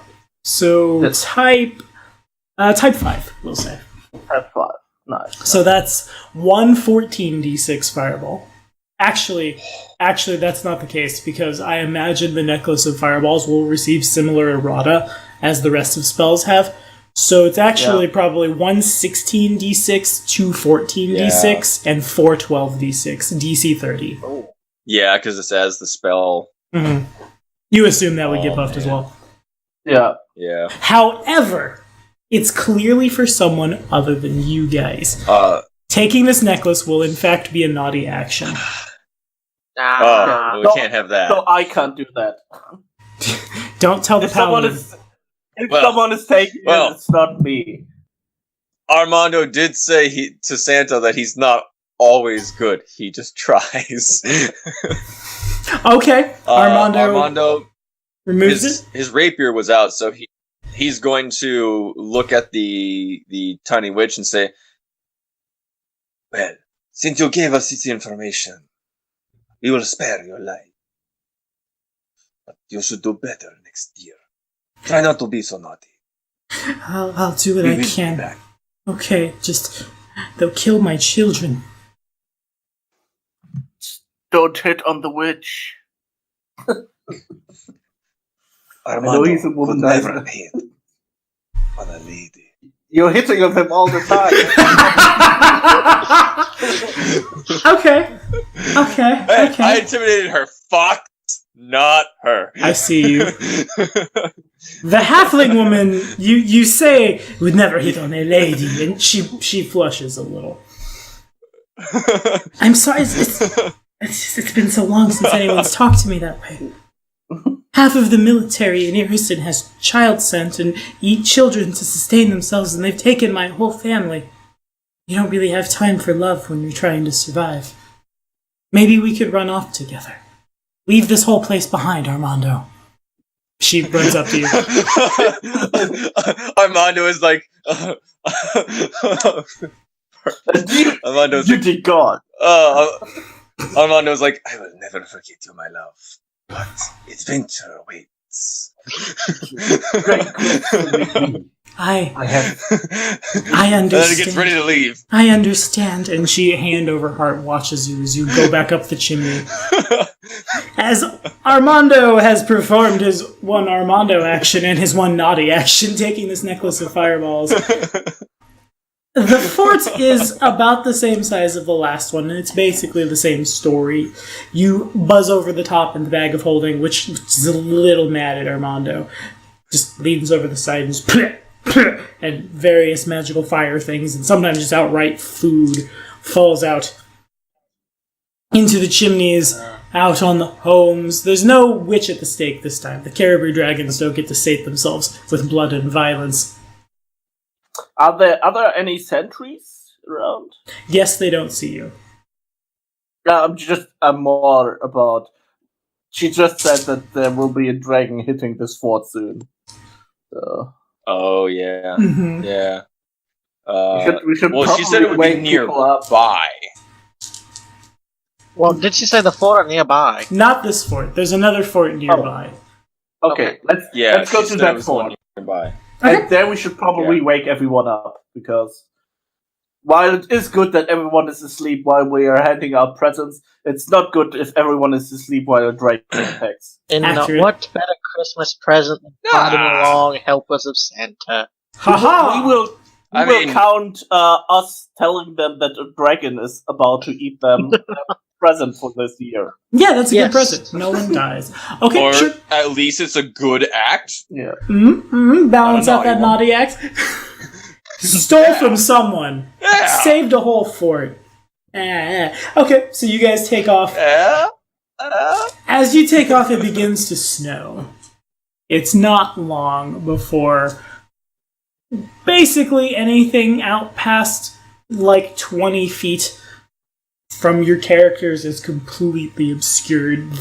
All 9 of the draconic draconic caribou put off a sort of brilliant reddish gold light. And when that is not enough, when the storm intensifies, 9 breath weapons into the sky is more than enough to light your exodus across the lands of the Lenorm Kings, back across to the next fort, which is considerably smaller.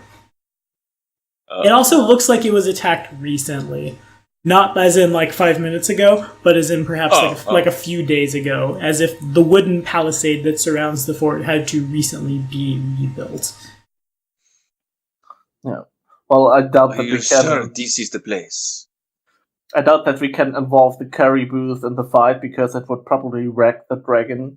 Yeah, it would. And we can't have that. It would make it boring. Well, You notice all 9 of the caribou are extremely full and very tired. yeah. They go to take a nap. Armando's gonna say, I do not think we should involve the caribou. The fire will be too much for the palisade. Yeah, also we only borrowed them, so it would be bad if they get injured in the fight against the dragon. Even so, it would probably totally own the dragon if he was hit by 9 breath weapons. Yeah. Yeah. I want to melee that dragon. Yeah, I also want to melee that dragon.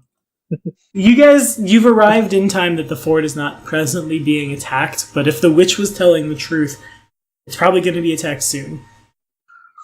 Alright. In that case, we should rouse the troops. Yeah, let's rouse the troops make a and loud tell whistle. them. What's up, Jay? I make a loud whistle. Like Okay. You do so. You dismount the sleigh, and well and truly the caribou all do pass out. And all of the guards see you, and they're all very jumpy as it is. This half-orc, who truly is dressed in the attire of a black raven. I can't do it myself, and I won't ruin my stream by doing so, but y'all know it. Take the fingers, go in mouth, make loud whistle, and all these guards just turn bows in your direction. No one says anything. It's obviously been a pretty hard couple of nights, but no one fires either. You clearly have the fort's entire attention. I use my awesome talent at diplomacy to shout, "We have information of a dragon attack this night! All right. Rouse, people! Get ready!" And is this everybody in the fort? It's everyone who's awake and guarding I think we're it. going to need more. I shoot out the presents towards. I say, "Catch his presents." Just start throwing Grab magical the weapon. everything. Okay. Let's see the diplomacy check. You're gonna need Right, these in right. about 5 minutes! So who's diplomacy? I believe the I won't paladin. do that. Okay. I'm the Yeah. diplomacy guy. The one that talks. He is the one who talks. Well, it wasn't that great, but I have a big bonus. So Is that he the one who talks in hands? So what's the total? the total is 24. 24. Okay, they all hear you, and as you say this, MacLeod is pulling flaming composite longbows, flaming great axes, flaming great swords, etc., out. And, like, you have line of sight out to 20 feet in this storm. There's obviously more people that are, like, trying to crowd around you, trying to see stuff, and they lean forward, they grab this, You must be from Santa. Thank you. We'll wake the fort. and it's not long before the alarm bell begins ringing. Now, this encounter is going to be theater of the mind. How do you guys want to set up before it begins? Well, we don't know from which direction he will attack, or do we? I mean, we do know from which front the enemy usually comes, right? Irison is due east. Basically, like a 30-minute walk puts you across the border. Alright, so Armando is going to request that all the archers are around on like a perimeter at the east. Yeah. And ready their bows. Yeah, and explosive arrows. Okay. Do they have a Lightning catapult? arrows or whatever. They do not have a if they've catapult. got any. They do have ballista. Oh, nice. Yeah, catapult's not going to do anything to a dragon. That's more for infantry. Yeah. Yeah, ballista is something else. I was So about I'm really launching good our at killing melee dragons. characters towards it. Okay, you can certainly do I so. can use my knowledge of siege weapons now. Go, knowledge That's what engineering. happens. Yeah, all my medieval warfare knowledge. Thank you. No Also, probably a lot of people should stay near me because I radiate an aura of courage, which is useful against scary dragons. Oh, yes, it is. Okay. So you guys begin rallying. The troops all turn east. Rolling a dice. Okay, I rolled a 2. The dragon well and truly does attack from the east. You don't see it because you can't see that far out in front of you in this blizzard. But you do hear the sounds of wings flapping over the sound of the alarm bell being rung. Archers draw their bows. I hear Mikolas has moved to a ballista. Elric stands in the center rallying the troops, and Armando will do a battle cry. You would battle cry, okay? For the third time today, I will activate my protective aura to give everyone around me resistance equal to half my level. Nice. Okay, cool. Alright, so he's going to do a battle cry. Intimidate the dragon. 25.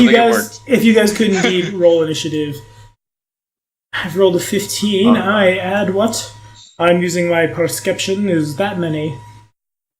Okay. Nice. I numbers are add big plus and 20. Okay. I plus 20, so I'm at 34. 34 from Elric. Set Do you use my intimidate, or do you want me to roll perception for initiative? I believe that is how Battlecry works. It's when you roll intimidate, or when you roll initiative, you can Battlecry to do a thing. Oh, okay. I think. It's Alright. been a while since I thought about the fearmongers. Yeah, you're right. You're right. Okay, so you're 25, was it? For initiative, I have a 27. 27. Not rolling so well. Oh, Armando, back of the pack. Okay, the dragon rolls a 15 and adds 27. So he's fast, is what that is. Yeah. Yeah.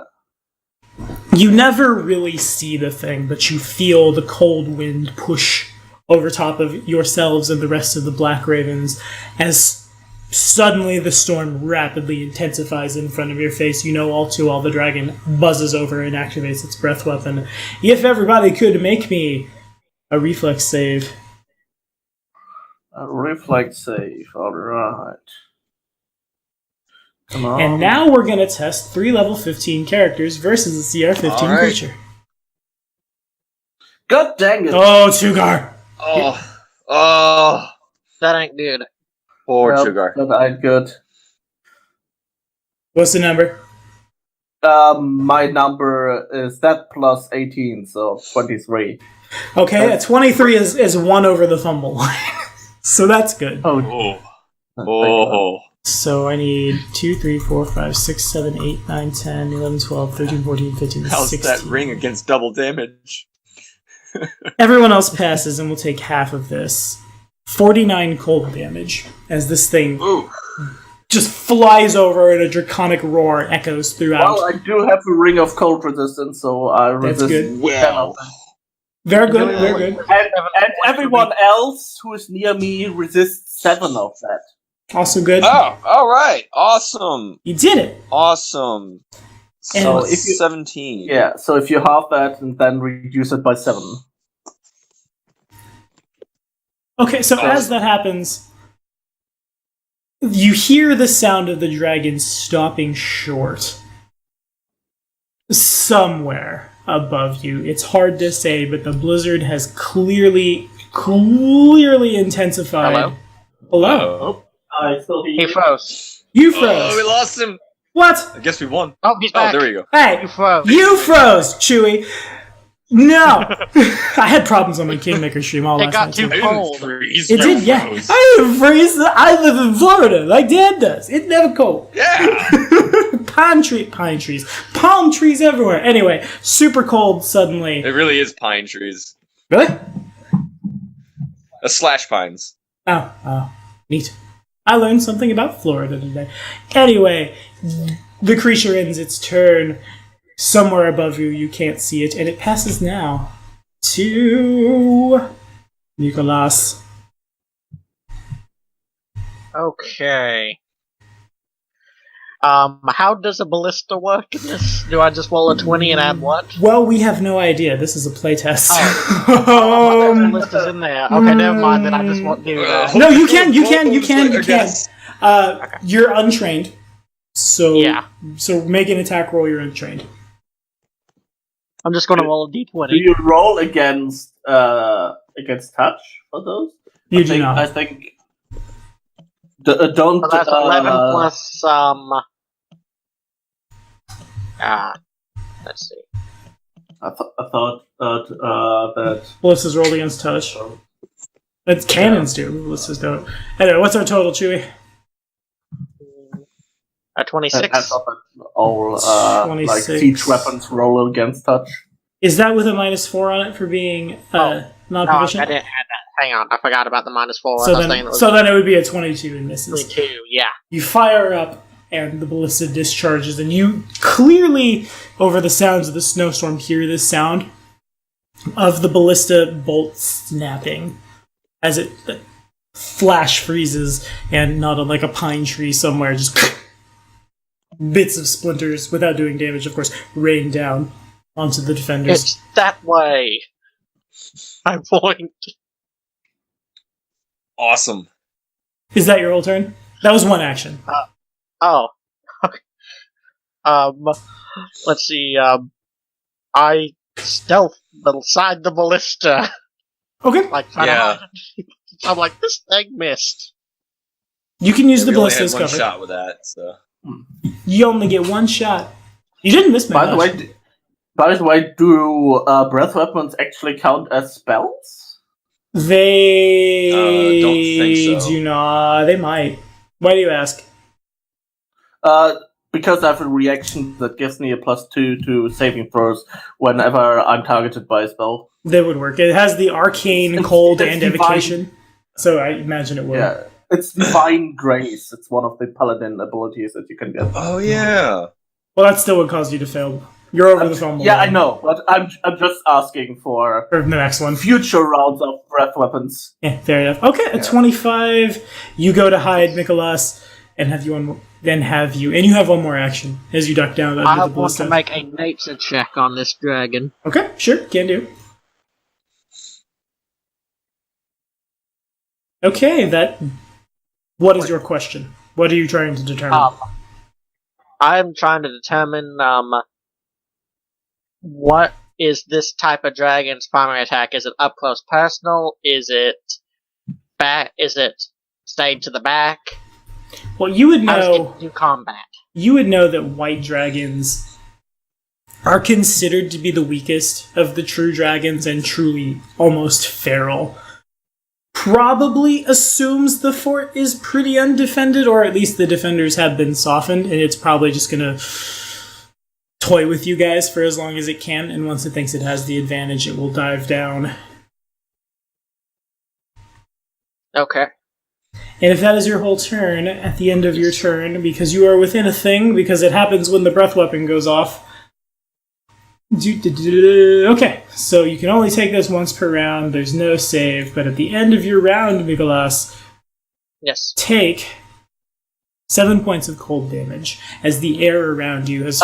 Take 0 points of cold damage because you're next to 7 of that. Okay, fine. Actually, paladins are good.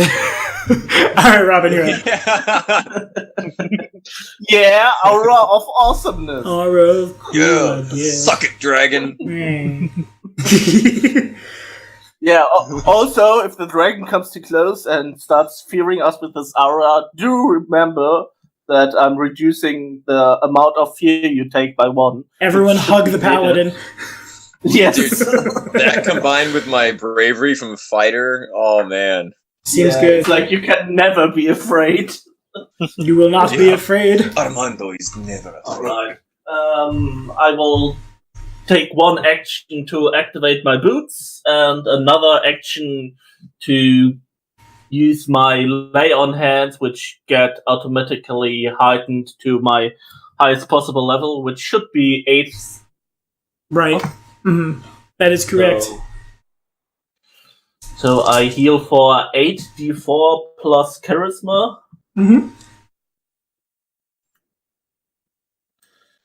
Those are 5, 6, 7, 8. So plus 4. Are you so sure I it's heal 8? for 20. We are level 15, so we are Yeah, be up but to no, 8 plus spells. I thought lay on hands went up by 2d4 every level. Oh, right, it's 2d. Oh, yes, it does. That's right. Okay. Yeah. Ooh, shiny. So That'd be yeah, it should 16. be like 15d4. All the heals. That's another plus 7. Close. Okay, so I heal by 40, which is all the damage pretty much that I took. Nice, well done. Back to full. Woo! Alright. And with my last action... What should I do with my last action? He just used his breath weapon, so... I currently don't see him, right? He has concealment. I'll say you know where he is because you can hear him, but you're not, like... There should have been a mischance against Chewie's attack, and I just forgot. Well, here's the flat check. My new dice rolled a 15 and Chewie hit. Congratulations, we fixed that rules error. It has a 20% mischance. Or rather, you do. It has none, because Chewie would know, Nicholas would know that it can see through snowstorms. Yeah, Chewie did point it out, which direction it's at. Which is very helpful. For now, I will use the last action to start floating the Pattaya, but not too high, because I want to keep everyone in my auras. Okay, how high do you end up? It's like 15 feet up, I think. 15 feet? Okay, got it. Okay, at the end of your turn, take 12 points minus 7 of cold damage as you remain within I do have a ring of cold resistance, so for me it's actually 10. Oh, good, well done. Take 2 cold damage then. And Armando! You're up. Armando looks into the distance where his companion pointed and said, "There's the dragon." Strokes his goatee, and then takes a bead from the necklace of fireballs that he so naughtily took and chucks it. Okay. I'll make a reflex. I want you to make a flat check to determine the square. I should have had Chewie do it. Okay. There's an arrow in my favor. DC 5. Okay. Yes, barely passed. So, alright, I'll make a reflex Alright. save. It's a DC 30. I've rolled a 12. I Yep. add a number, let me tell you. The best number. I had 23, so I've got a 32, and take half minus 15. All right. You mean my... Or half plus 15, rather. Yeah. Yeah. So, So, 63, 31 plus 15, so 31, 46. 46 points of damage. Okay, yeah, the fireball explodes, and for a split second, you see the outline of just this monstrous creature. Its cries echo out across the fort. As that definitely, it felt that. That doesn't count as an attack roll, though, does it? It does not. It was 2 actions, but doesn't count as an attack. All right. Well, you still have your crossbow. As my third action, Armando is going to draw his rapier. Okay. At the end of your turn, Past turn. take 2 points of cold damage. Then I'll say they do that much damage. Okay. They're kind of disorganized, but the riffraff and rabble of soldiers, they all turn and fire up. Various flaming something or others go up, and in total, lots of them miss. Most of them, well, it just a single one needs to hit. As soon as they deal fire damage, they deal an additional 15. So that's awesome. The dragon cries out as it is hit and dives down. You guys hear the sound of it connecting with the ground as it rolls and adds a number. I won't say the number, but it's used now 2 actions to dive down. Well, I will say the number. I won't say the number, but I will say it did critically hit as it lands next to the smallest, most green of the soldiers and just bites into him. He didn't stand a chance. Half of his body just flops down as the other half is swallowed. And Chewie would know, with his knowledge check, that when any dragon critically succeeds with a strike, it automatically recharges their breath weapon. Unfortunately, I do not have the actions to use it. So I did not know that. It's sweet. Whoa. It's called, the ability is called Draconic Momentum. When the dragon scores a critical hit with a strike, it recharges its breath weapon. Yeah, which means that taking scrubs along is the worst thing you can do against dragons. Yeah. Oh, man. Leadership, you say. Because low AC targets will just keep recharging his breath weapon. Yeah. Now, was that guy wearing a red shirt? It's very red now as the blood drains everywhere. No, like, are there Star Trek red shirts surrounding us? Yes. Oh, we're in for it. You're in for it. And can everyone make me an acrobatics check as well? For its last action, the dragon, you can only kind of see its outline through the blizzard, but it rears up and slams its body into the ground. And the ground begins to shake, buildings go down. Several soldiers around you go down as well. It's an acrobatics check to maintain balance. Acrobatics. That's 29 for me. Okay. The only person who passes is MacLeod. Is a DC 31. 31. Yep. DC 31 acrobatics. So you two both fall prone. MacLeod is fine and takes none of this, but alright. This damage is untyped. 22 points of damage as the ground shakes and things fall down on you, and down you fall. Well, everyone near me only... Well, do I even take that? I'm up in the air. Oh, yes, that's correct. You're fine. Never mind. Congratulations. Only Armando takes the damage. Anyone under me reduces that damage by 7 still. Nice. So 15 damage is right. any damage. It is indeed. That is correct. And it passes now. Right, so that would be 15. Passes on to Nicholas. Okay. I'll say the dragon's 30 feet away from you. You think. Oh. You think. Concealment is a funny thing. Yeah. I look to the other. I think we should go in and surround it. I agree. You take the back. I will take the front. Yeah, we should probably not all stay on the same place. Accurate. Yes. So we don't get hit by the breath weapon continuously.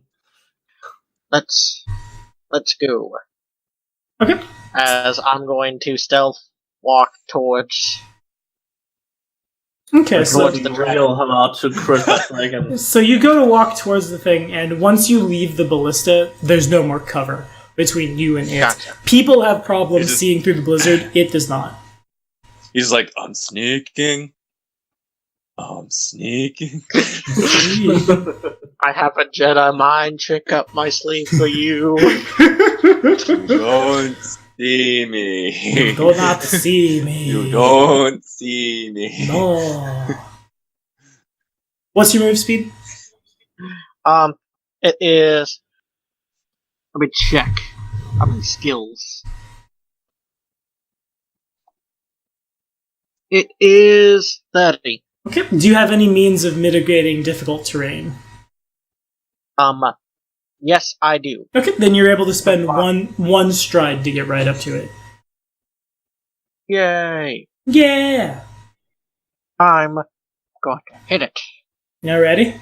Well, you will attempt to hit it, because Yeah. dragons have pretty high AC.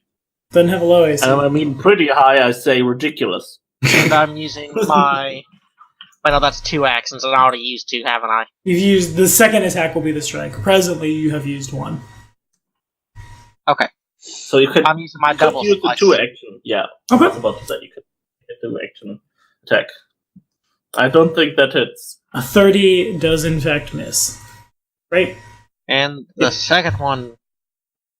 A 31 also misses. You come up and you swing into this thing with both of your swords and they just ping off its armor. And at the end of your turn, now it's just within 10 feet of it because it hasn't used its breath weapon. Nevertheless, here's no cold damage for you. It passes to Elric. Nice. Does my paladin annoy you? Just damage. It's like negates everything. I've activated his trap card.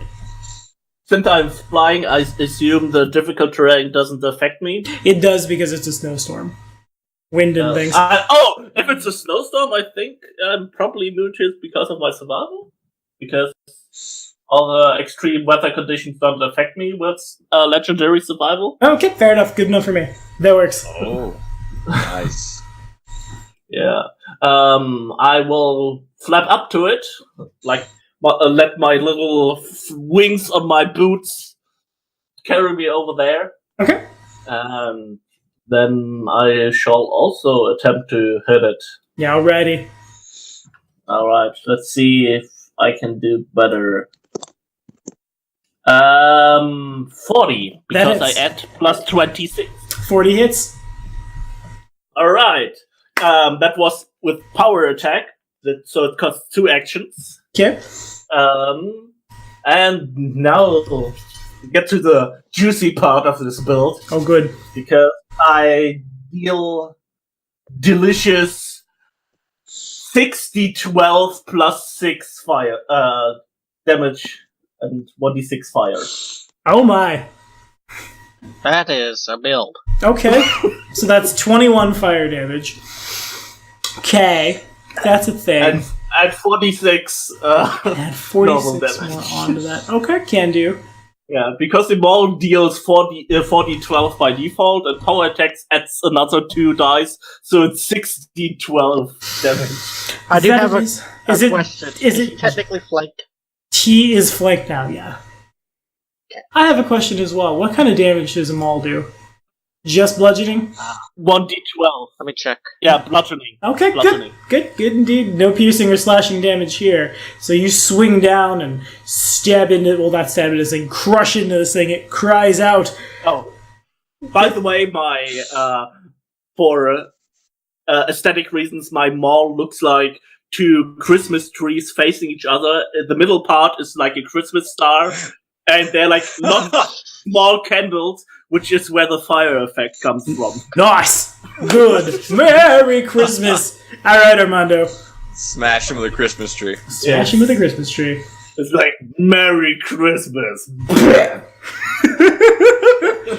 Good. Alright. I think that hurt the dragon pretty bad. It didn't tickle. Am I up? You are, yes sir. Actually, you're not quite yet. At the end of Elric's turn, he's within the Blizzard Aura. He takes 12.2 points of cold damage. Hooray, resistance. Hooray, building for the winter one-shot. And it does indeed pass to Armando. Alright. I was like, should've. I'm sure it will be something with ice. It's winter. Very fair. Yeah. Well, I will use the free action from Kip Up to just automatically get to his feet. Okay. Very stylishly. He's gonna dust himself off, and then head straight for the dragon. His rapier's already out. Okay. Um, Can you mitigate difficult terrain at all? no, but I can do a sudden charge. Okay. I want to say you can do that. I'm not sure. I have to do a double check because I feel like you probably can't do that in difficult terrain. It would be 2 move actions and then a strike, so difficult terrain's just going to cut his movement in half, right? Yep, you're right. Fair enough. You can charge through difficult terrain now. Fair enough. So be it. So he's going to sudden strike, or sudden charge. Oh, that reminds me, we all entered the vicinity of the dragon, so shouldn't dragon fear affect us? Not yet. No. Okay, just asking. Oh, wait, first. Just asking. Sorry. First, I have to open with a stance. Then I will sudden charge. Okay. No, for fighter, the order you do things in is important because you have open and then you have press. Yeah, that's fair. That's true. Alright, so he's going to get into his dueling stance for a +2 to AC. Sudden charge also And has then- the open trait. Oh, well, in that case, just going to have to go out and walk up to it. Fair enough. That'll end my turn. Okay. You enter the stance, you move up. At the end, you get close to it, you take that many damages. 11 points of cold damage before resistance. It takes an additional 6 points of damage from friendly fire firing at it, but it's not friendly to it, so you understand. And now it passes to the dragon, whose head turns in the direction of Elric. The breath weapon is expelled. Before we do the Frightful Presence, which is supposed to trigger on breath weapons, first let's get a reflex save from Elric as the cold envelops you. I feel like it might not like me for various reasons. It's a little mad! Oh, Jesus Christ. I will use my hero point to reroll that. You can use a hero point to cheat death, but not reroll. Oh. Wait. Yeah. You can't reroll saves? I thought you can't. 1 hero point is cheat death, 2 hero points is... Oh, right. So that's I forgot that you 32d6 of cold damage. Different types of... Nice, I rolled the same thing twice. So that's... Math is hard. 122 points of cold damage before the resistance that you have. So 112 all told. Jesus Christ. That hurts. And for its last action, it's going to take a strike at the ranger. Oh. Okay. I shouldn't have done that. It provokes an attack of opportunity from the ranger I tried to bite at. It goes to bathe Elric in cold, and then it turns in the direction of Nicholas, and it overextends its neck, giving you a chance to lunge in. So, I do have the opposed ability, so I can already hit him whenever they Oh, nice, fair enough. Okay, cool. So let's see here. Go, twin riposte! Riposte. That does miss. That almost fumbles. Everyone flails about madly. And it passes now to... Nicholas, it's your turn now. Okay. I'm going to try to hit it again. Okay. Roll greater than 10. It's flanked. It's flanked, but that still misses. This time you hit it. You definitely hit scale. It just, glances off. You guys are still trying to get your balance. Okay. I'd like to do something beside. I'd like to climb on top of it. Okay. Make an athletics check. I have no reaction. The good thing about me flying is that breath weapon attacks hit a lot less people. Just the paladin, and Nicholas climbs onto the back of the dragon. Okay, sure. You got one more action. You climb up onto it. It bucks back and forth. I forgot using my halfling luck. Because who doesn't take that? Exactly. I am. Damn it, I forgot to use that. I'm going to climb up to its neck. Okay. Area, to where its neck starts. Alrighty. So that's my third action. You can. One action will climb you up there. You still have one more. Oh, okay. Yeah. Then I'm going to hit. Then Okay. my sword. As soon as I get to the sword. -5. D20 plus 15. Good thing that the dragon is that big. Whoa, Jesus. Hello. That- That's your chance. That hits. yes, sir. Go roll that damage. A fine crit. Oh, fine, crit. Thanks, Beard. Being flank, so I get a D4 added on to this. Nice. What's your weapon's special critical ability? Because I think you should have that, right? Yeah. What's that D6? D6. That D6 is from it being a frost wound, and my frost wound does ignore resistances to frost. Okay, sure. Does it ignore immunity? No idea. Okay. If it I says don't think it's immunity. I know it's resistance. okay, in that case, it takes none of the D6s. It takes all 8 of the D8s. Is there any sneak attack? Yeah, that D4. You archetyped into rogue. Fair enough. Okay. So Yeah. that it takes 47, 50, 51, 50. Okay. Very good. It takes 43 points of damage. You climb up, and the sounds of the Dragonborn play in everyone's minds, and also Santa carols as well as you stab into this thing. It recoils back in pain. Armando's turn is not yet up. At the end of Chewie's turn, Chewie takes 12 points of cold damage before resistance, and now passes to Armando.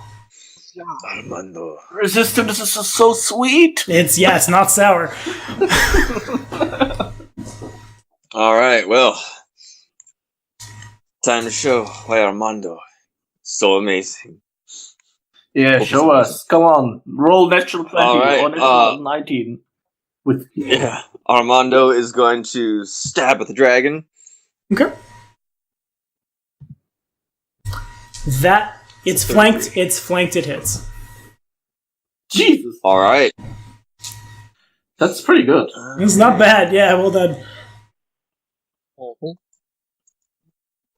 Well, that's a fighter build. And in addition, hang on. Actually, another thing happened. I almost forgot. Only +1.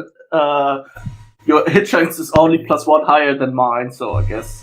Another thing happens. No, I forgot to do it, but when Chewie stabs in, it's a free action. As he withdraws his longsword from the back of the dragon's blood sprays out all over Chewie's upper body, and before resistance, it's 14 points of cold damage. You are slowed 1 for a round. Ew. Oh, that reminds me. With a critical hit with this weapon, it makes the target slowed 1. So the dragon's also slowed, and it slowed me. Oh, good! Oh, wonderful! How great! Everybody's Dragon's evil, right? You would think. Alright, so D6 from Holy. Sure. Alright. I just need. Well, let's see what I got. Also, I need to check something. 31 damage. Okay. Is any of that fire? Nope. Okay, fair enough. 31 damage is assigned. I take it all. It doesn't feel good. 100 and that many. Oh, also, the. Wait. I need to check up on Retributive Strike Deck. Okay. It says hits an ally. Okay. So Alright, Armando's gonna do a... Armando takes no cold damage, and since he takes no cold damage, he is not slowed. Alright, he's gonna do a second strike. I got your back, guys. 40 hits. Ooh. Oh, almost a crit. Very close. Alright. Oh man, I really hope that I can get a crit in. I forgot to do +6. So that's 23 total. Okay, 23 more is assigned. Understood. If I can get a crit in, then I All will right. deal 12d12 damage. Oh, That would gross. be so. For his last action, I will do a certain strike. Okay, so 13 points before the resistance, and next round you're slowed 1. Every time. It's a free action when I'm hit with a Okay. piercing or slashing weapon. Always, guys, Okay. remember your resistance. But I'm not currently slowed 1. Not yet. It happens on your next turn. You retain that last Okay. action. Okay. Alright, so, going to do a certain strike then. So, on a failure, he still does minimum damage. Okay, cool. Oh man, that would be really sweet if you had a fire type weapon. Yeah, it would. Minimum damage it is. Yeah. Alright, so that would be 11 damage. Got it. 11 damage pokes through. You definitely. How do you minimum damage a certain strike? The rapier hits like the roof of his mouth, and you don't stab in, but you kind of like back. Okay, sure, fair enough. That reminds me, when I hit the dragon earlier, I forgot to add my strength to damage. So he takes 6 from that. Got it. But actually 12, right? Because you crit. Oh, you didn't crit. That's right. Fair enough. I didn't crit. Thank you for being honest. All right, at the end of Armando's turn, Armando takes 14 before resistance points of cold damage. It passes to the allies who are mostly lying dead around you. Thank God about that resistance. Yeah, I for mean, sure. so much damage so far. Alrighty, the dragon is slowed 1. The dragon has 2 actions. There's a dude on my back and I'm not happy about it. There's a dude flying above me and he hurt me. Everyone's hurting me. What can I do? I can use Frenzy. There's a dude stabbing you in the side. It's going to use Draconic Frenzy. It's going to make 2 claw strikes and 1 tail strike in any order. The tail strike's going to go at Mikolas because I can't justify the claws clawing my own back, but I can justify the tail. Yeah, that makes sense to me. So here we go at a plus 27. Boom. Does a 30 hit Mikolas? Hey, it's my turn. Yeah, no, does a 30 hit you? Does a 30 hit you? You're being attacked. Oh, 30. Yep. No. Alrighty, and then here's a claw strike at Armando. Armando, my claws are agile, so I assume these would count towards the multiple attack penalty. It doesn't say, but I'm going to assume like that too. I assume that the advantage is that it only takes 2 actions for 3 attacks. Yeah, 35 to hit. It would be kind of broken if you can both get an extra attack and don't suffer from the attack penalty. Yeah, for sure. So that's a 38 at Elric. 18 plus 20. That actually does hit. I only have 37 AC. Woo! So, God damn it! Could you have hit someone else? Because then I could have triggered my retributive strike. 8 cold damage, so no cold damage. Yeah. Good resistances are good. I mean, he could try to hit me, but I'm built so it's hard. And then 23 piercing damage. Which also gets reduced by 7. Nice! Because that's another instance of damage, so I resist those separately. Is very good. Alrighty, fair enough. Okay. So 23 you said, so lowered that by 7 is 16. And it passes now to Mikolas. Alright. Who is slowed 1. Yes, I got 2 actions. Okay. I'm going to attack it with my first one. That hits. Nice. Okay. I am rolling the damage. Julie, And that 6, it doesn't count the 6 there. Gotcha. So, yeah. So it takes 25. 29 minus 6. Yeah. And then I'm going to make a second attack. Okay, understood. That misses. That misses. That fumbles. So you go to swing with the first one. The first one connects, and then you go down with the second one. And this is around the time that, in addition, 12 points of cold damage before resistance. You are slowed 1 next round. You also fall off the side of the dragon. The footing becomes too unstable. You don't fall enough to take damage, but you land in the snow prone. And then at the end of your turn, Blizzard Aura assigns 2 points of cold damage, and it passes to Elric. Alright. I will attempt to hit the dragon with a power attack. Oh, good. Oh, yeah. Nice. That's Nice. plus 26, so that's a 45. That crits. Flanking. That crits. Yes! Oh, good. Oh, yes. let me. Oh god, yes. So that's a lot of d12s and some fire damage, which will do considerably more. Oh my. Oh my. So I think that's plus 12 is 72 plus... And another 25 fire damage. Okay. That's some stuff has happened. Also, the dragon is knocked prone because it's my critical effect.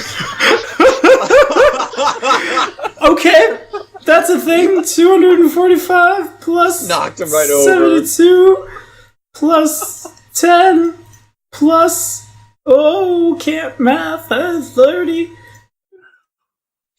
What did you Flavor do? that- Hit him in the knee? What he does is he flavors that kill. Oh! Yeah.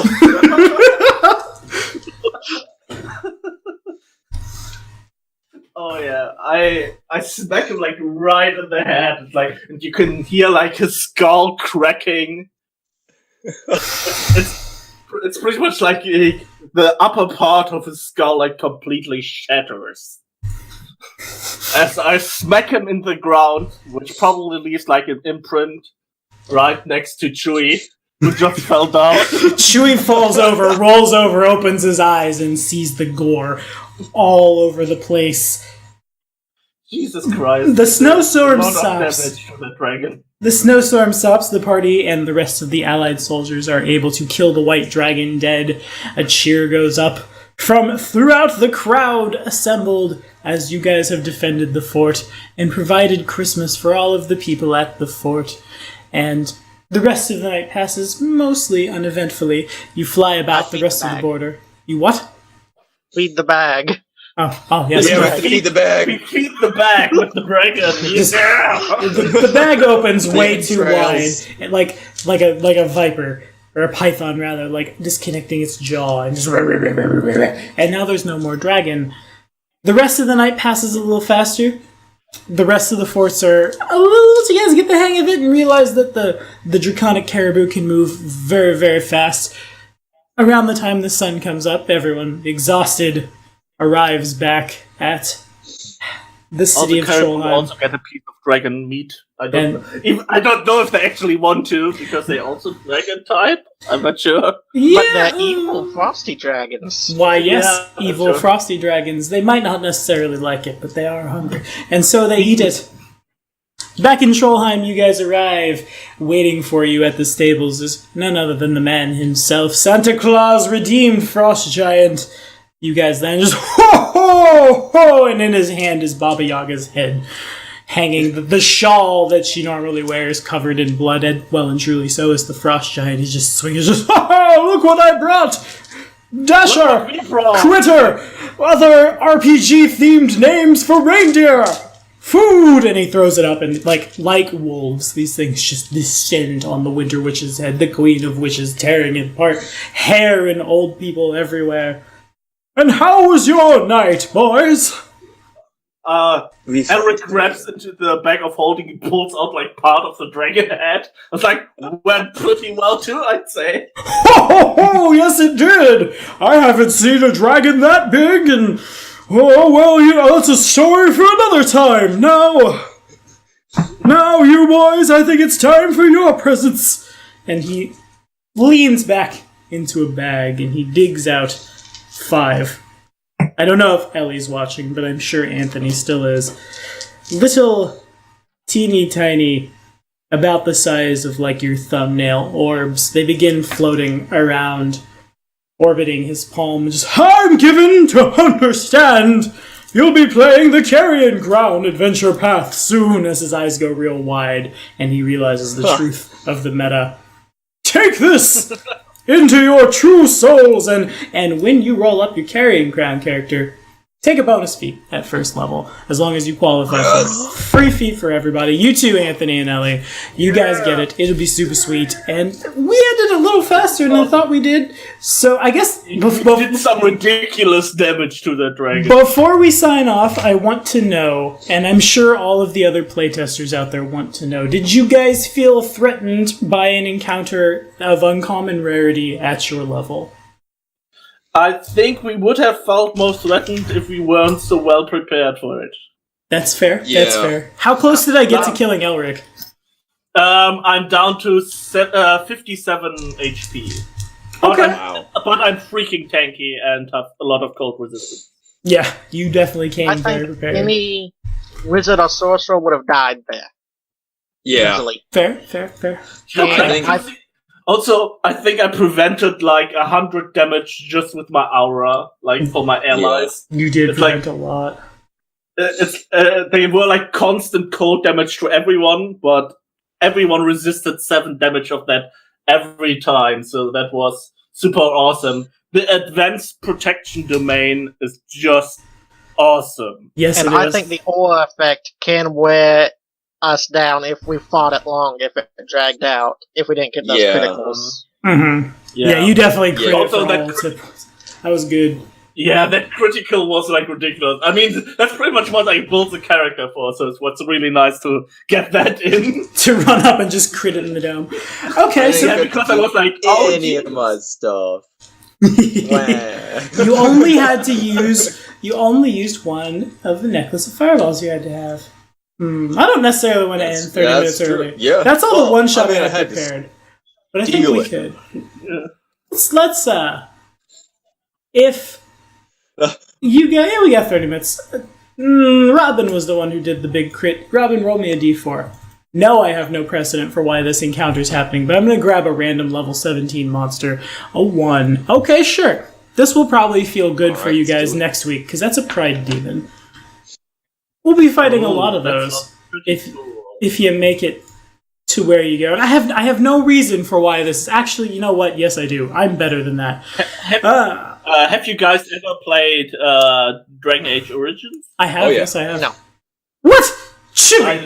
I love pride demons in those. They're like so awesome. A pride demon. Pride demons. I think pride demons are like actually the strongest kind of demons in that world. That's like rock. Like the weakest ones are pretty much like the rock demons. Yeah. I think the last demons are like in the middle, and pride demons are like the top of the pack. They're like the non plus ultra most powerful demons. They're so freaking powerful and awesome. And out of nowhere spawns the creature has the upper body of a 6-armed woman wielding deadly weaponry and the lower body of a snake. Her skin is just definitively lime green and hairy, not unlike, or very unlike the rest of the Meriliths you guys might have seen in your time, and her hair kind of curls up this way, and it's clear that her heart did not grow 4 sizes that day. And since we have 30 extra minutes to kill, let's fight us a pride demon real quick. Something that's 2 levels higher than you guys. See if that's a little Lean harder. over Alright. and am I I- say, charm her. Am I Roll still initiative. 3/4 dead? Assume everybody has all the resources that they've got from this campaign and go to full health. Just to see if you can fight it. Just see if we can beat this thing. Alright. Alright. We roll an initiative? If you would. Okay. I'm so not used to looking at the top for perception. Wow. Okay. That's initiative.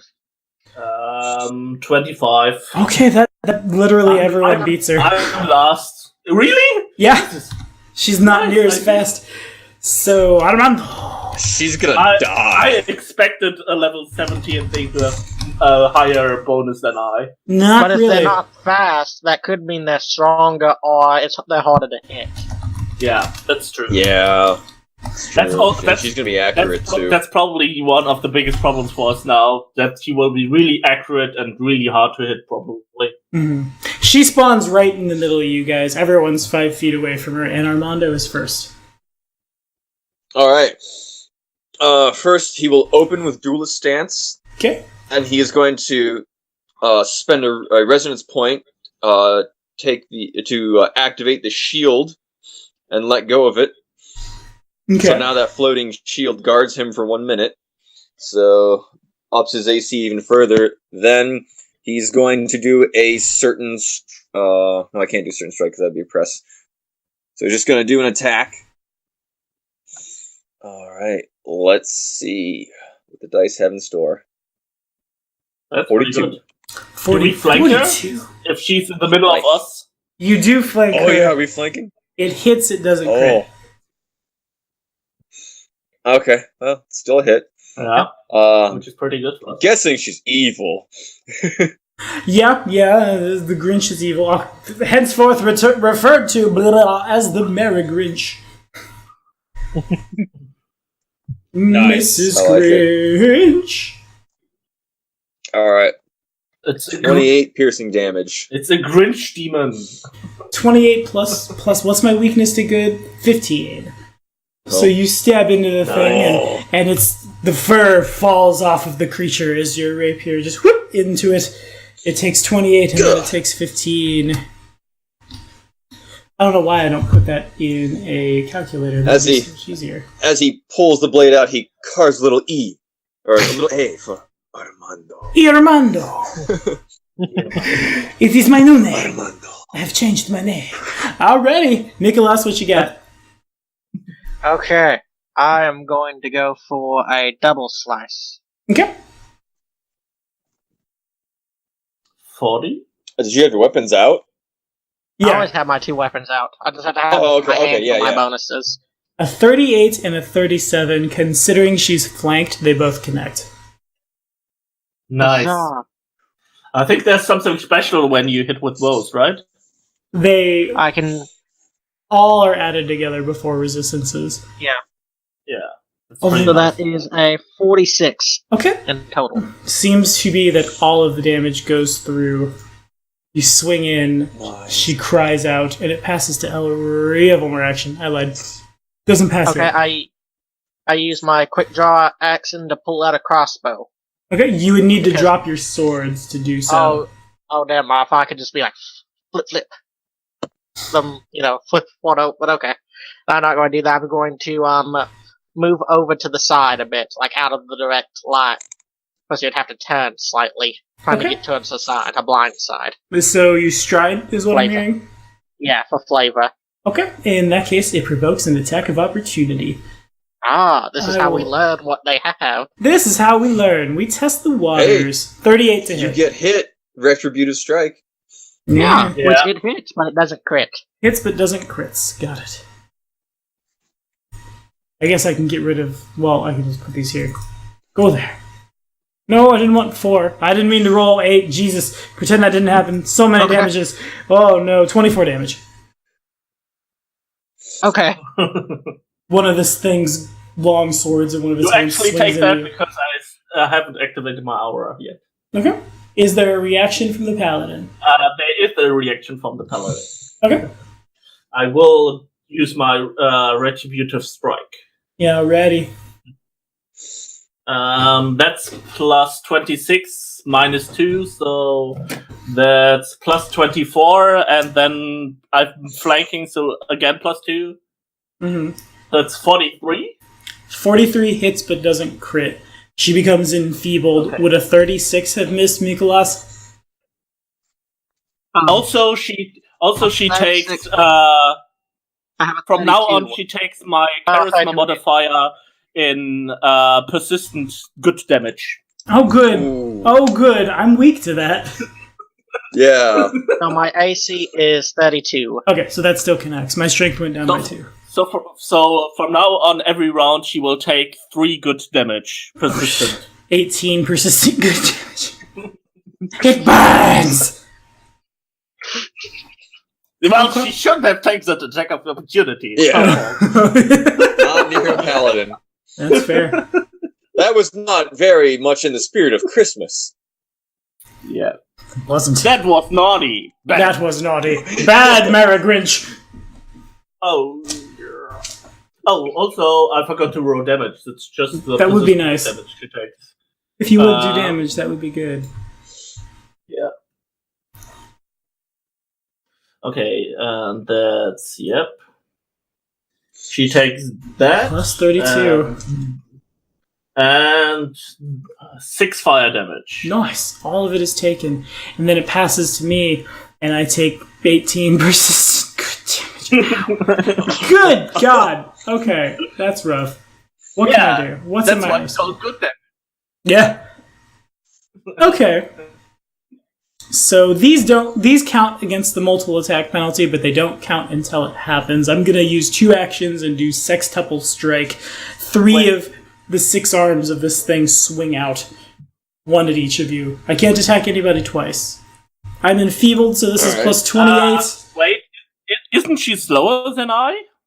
Didn't you just go? Because that was just my reaction. Oh, I'm sorry. I saw a bunch of D12s come down and I thought it was... Never mind. I lied. Proceed. Proceed, you monster. I'm somewhat tempted to hit her, but because it was so freaking good, I will once again use my turn to activate my aura of protection. Okay. Because that's just that useful. Why, yes, it is. Okay, but that eats up my actions. Okay, fair enough. In that case, I add 28, so that's a... I'm just gonna get onto the calculator. High-level encounters are hard math. 28 plus that equals a 41 to hit Elric. Yep, that hits. Alrighty. Nice, I did it. I'm proud of me. Plus 14. 23 points of damage. 23 minus 7. Oh, paladins. That's really good. Paladins, it's really good. Then we have a 43 to hit Armando.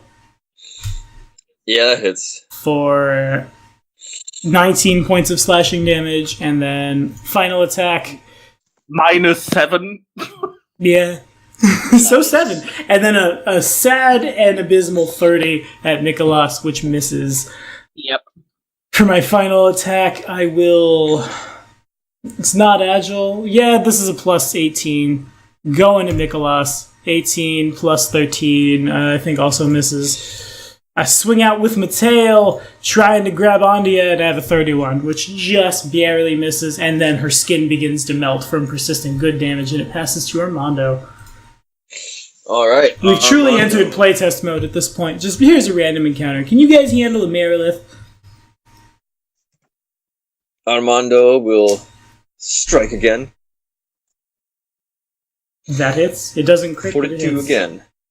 You got it. That's a hit. Alright. I gotta add the strength modifier in. Okay. 18. Alright, could be better. 18 plus 15. Then, alright, yeah. Then he's going to press with a certain strike. Okay. That does hit. 39. Okay.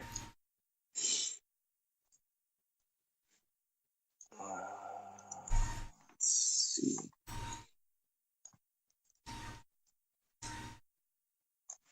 That's another 28 damage plus 15. 28 plus 15. Okay. And then another certain strike.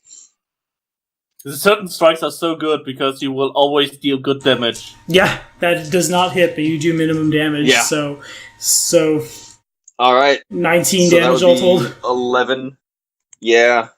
11, so it's actually 20. So I wasn't adding your mod. That's right. Okay. Well, yeah, strength mod. So 26 more points of Alright, damage from and- missing. Well, that's the end of my turn. Alrighty, Nicholas, Saint of Merriment.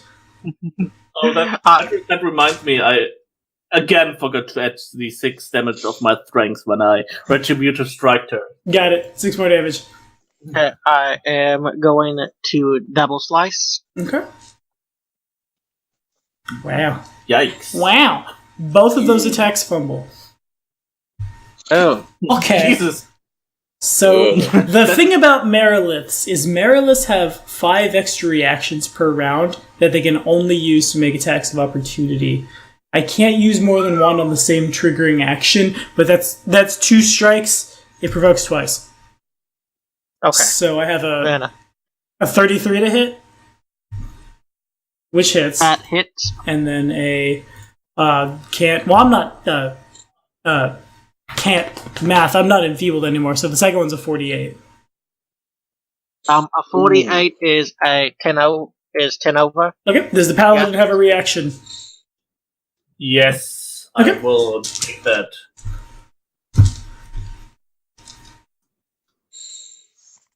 That will probably not hit. What do you got? 31. Yeah, it misses but doesn't fumble.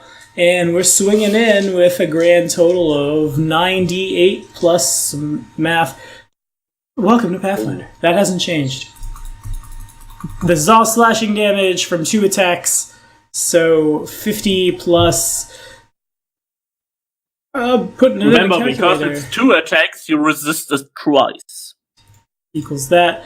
Minus 14. So after your resistance, it's 78 points of slashing damage from 2 criticals. You try to swing into this thing and you lean forward a little too far and overextend yourself. The first one just slashes around and the second one goes like through you, like nowhere to have killed you, but like through your shoulder and out. Blood everywhere. You've got one more action. I activate my invisibility rune Okay, understood. and go invisible. Okay, gotcha. I would just scream. How? And now it passes to Elric. Alright, that's the first time that I get to attack normally. Yeah. That's plus 26, so it's a 34 plus 2 is a 36. 36 misses. Well, should I attack? Yeah, I will attempt a normal attack after this power attack. Okay. Which penalty? Okay. That's plus 21 and additional 2 for flanking, so 23. 39? 39 is exactly enough. Yes! Good. Okay. Well done.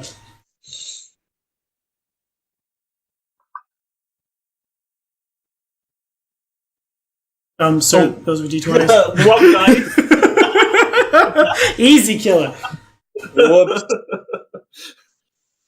So 27 points of damage. Yes, and 1 fire. Oh. Okay, understood. Can't forget my fire damage. Poof!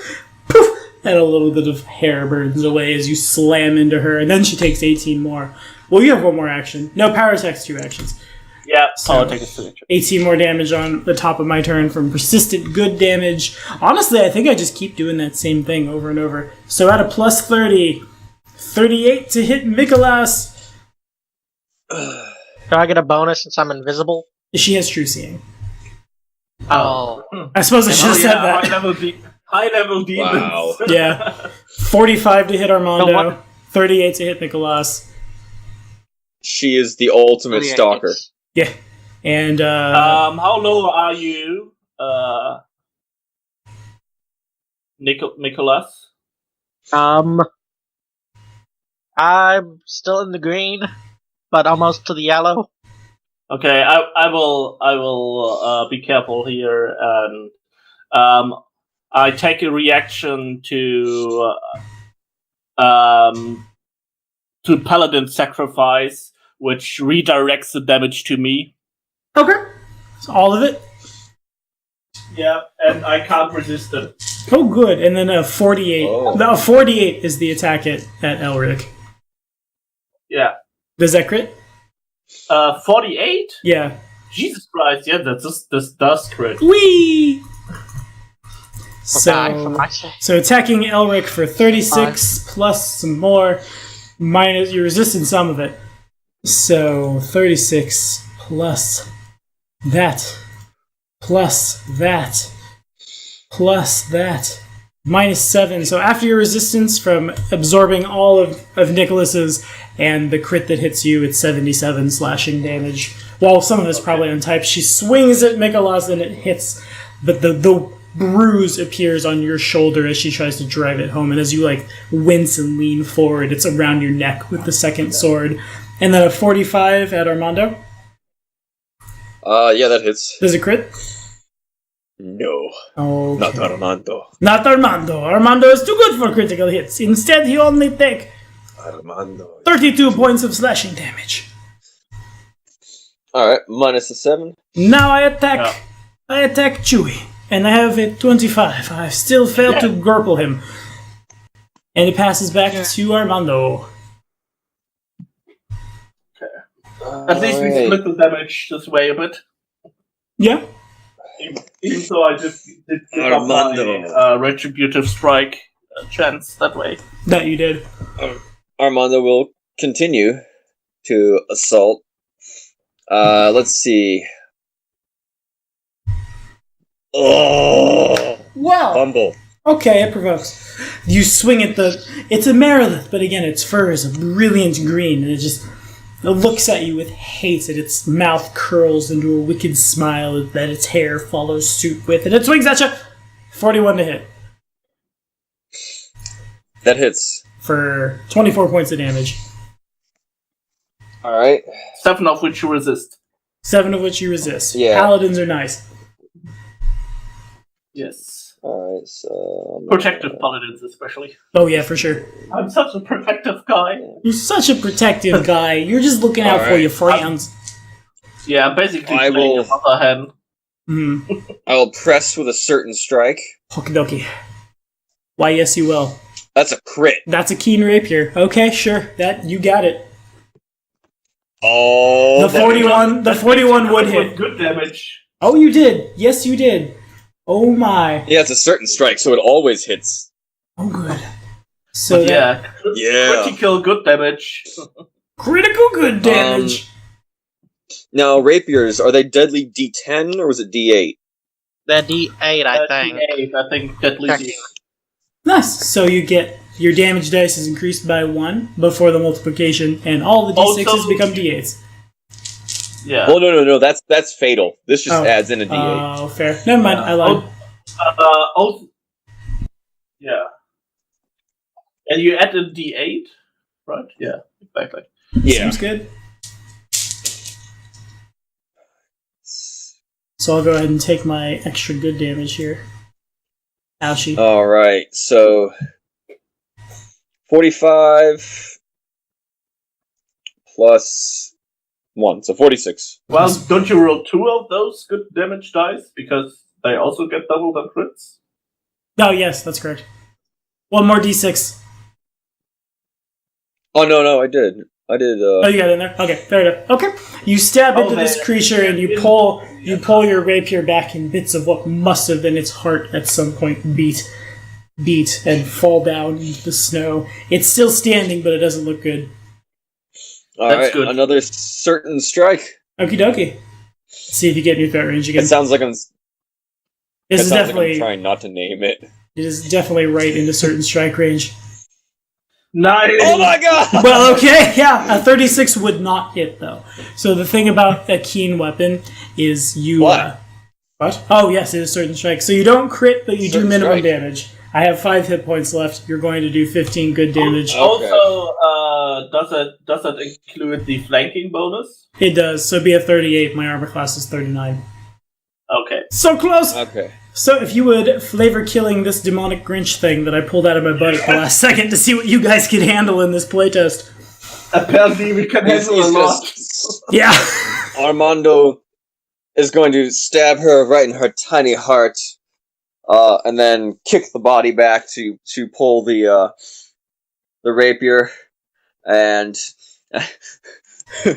as he kicks the body down, he says, "Shouldn't have been on the naughty list." Shouldn't have been on the naughty list. And the Grinch Merilith disappears back to either the abyss or a mountain somewhere. It kind of depends. In any case, that was basically exactly time. Did that feel a little more threatening? That was an uncommon creature 2 levels Yeah. above you. We decked its halls. Yeah. You did indeed deck its halls, and that is where we're going to call it for tonight and for tonight's Christmas one-shot. Thanks for hanging out, you guys. I'm not the kind of guy who celebrates holidays a lot. I don't really have, like, a whole lot. My family's kind of a bunch of crazy rednecks. And I'm not gonna lie, I got out when I was young for a reason. So usually my Christmases are spent just editing videos or playing video games. It's nice to have, like, a thing to celebrate the holidays. We did this last year on a whim with Krampus. This one was good, too. And now we can see that 3 marshals at level 15 are still better than everything else in their environment. So, Yeah. we'll be back at Doomsday Dawn next week, and then I'll kill the party. We do have to say that we rolled pretty well. You did. You We'll 19 go into on 19. together next Friday. Let's just we had 2 fighting encounters, and we had a metric ton of dung crits. Yeah, there were a lot of crits thrown around, and that And I resistance think- was really good. Paladins I think- are very good. All of us put our runes towards our weapons. Yeah. Almost all of our level stuff. Yeah, That's And everyone- Armando let's deal broke damage. another heart. And Armando Yeah. broke the Grinch's heart. Why, yes. Yeah, Oh, you and then there's crushed also the the one heart. witch. And the one which... That's 2 hearts. True. Yeah. The one witch to rule them all. And in the darkness, be sad that Armando is gone. We'll be back at Doomsday Dawn next week. Say bye, guys. Bye. Bye. Recording is done.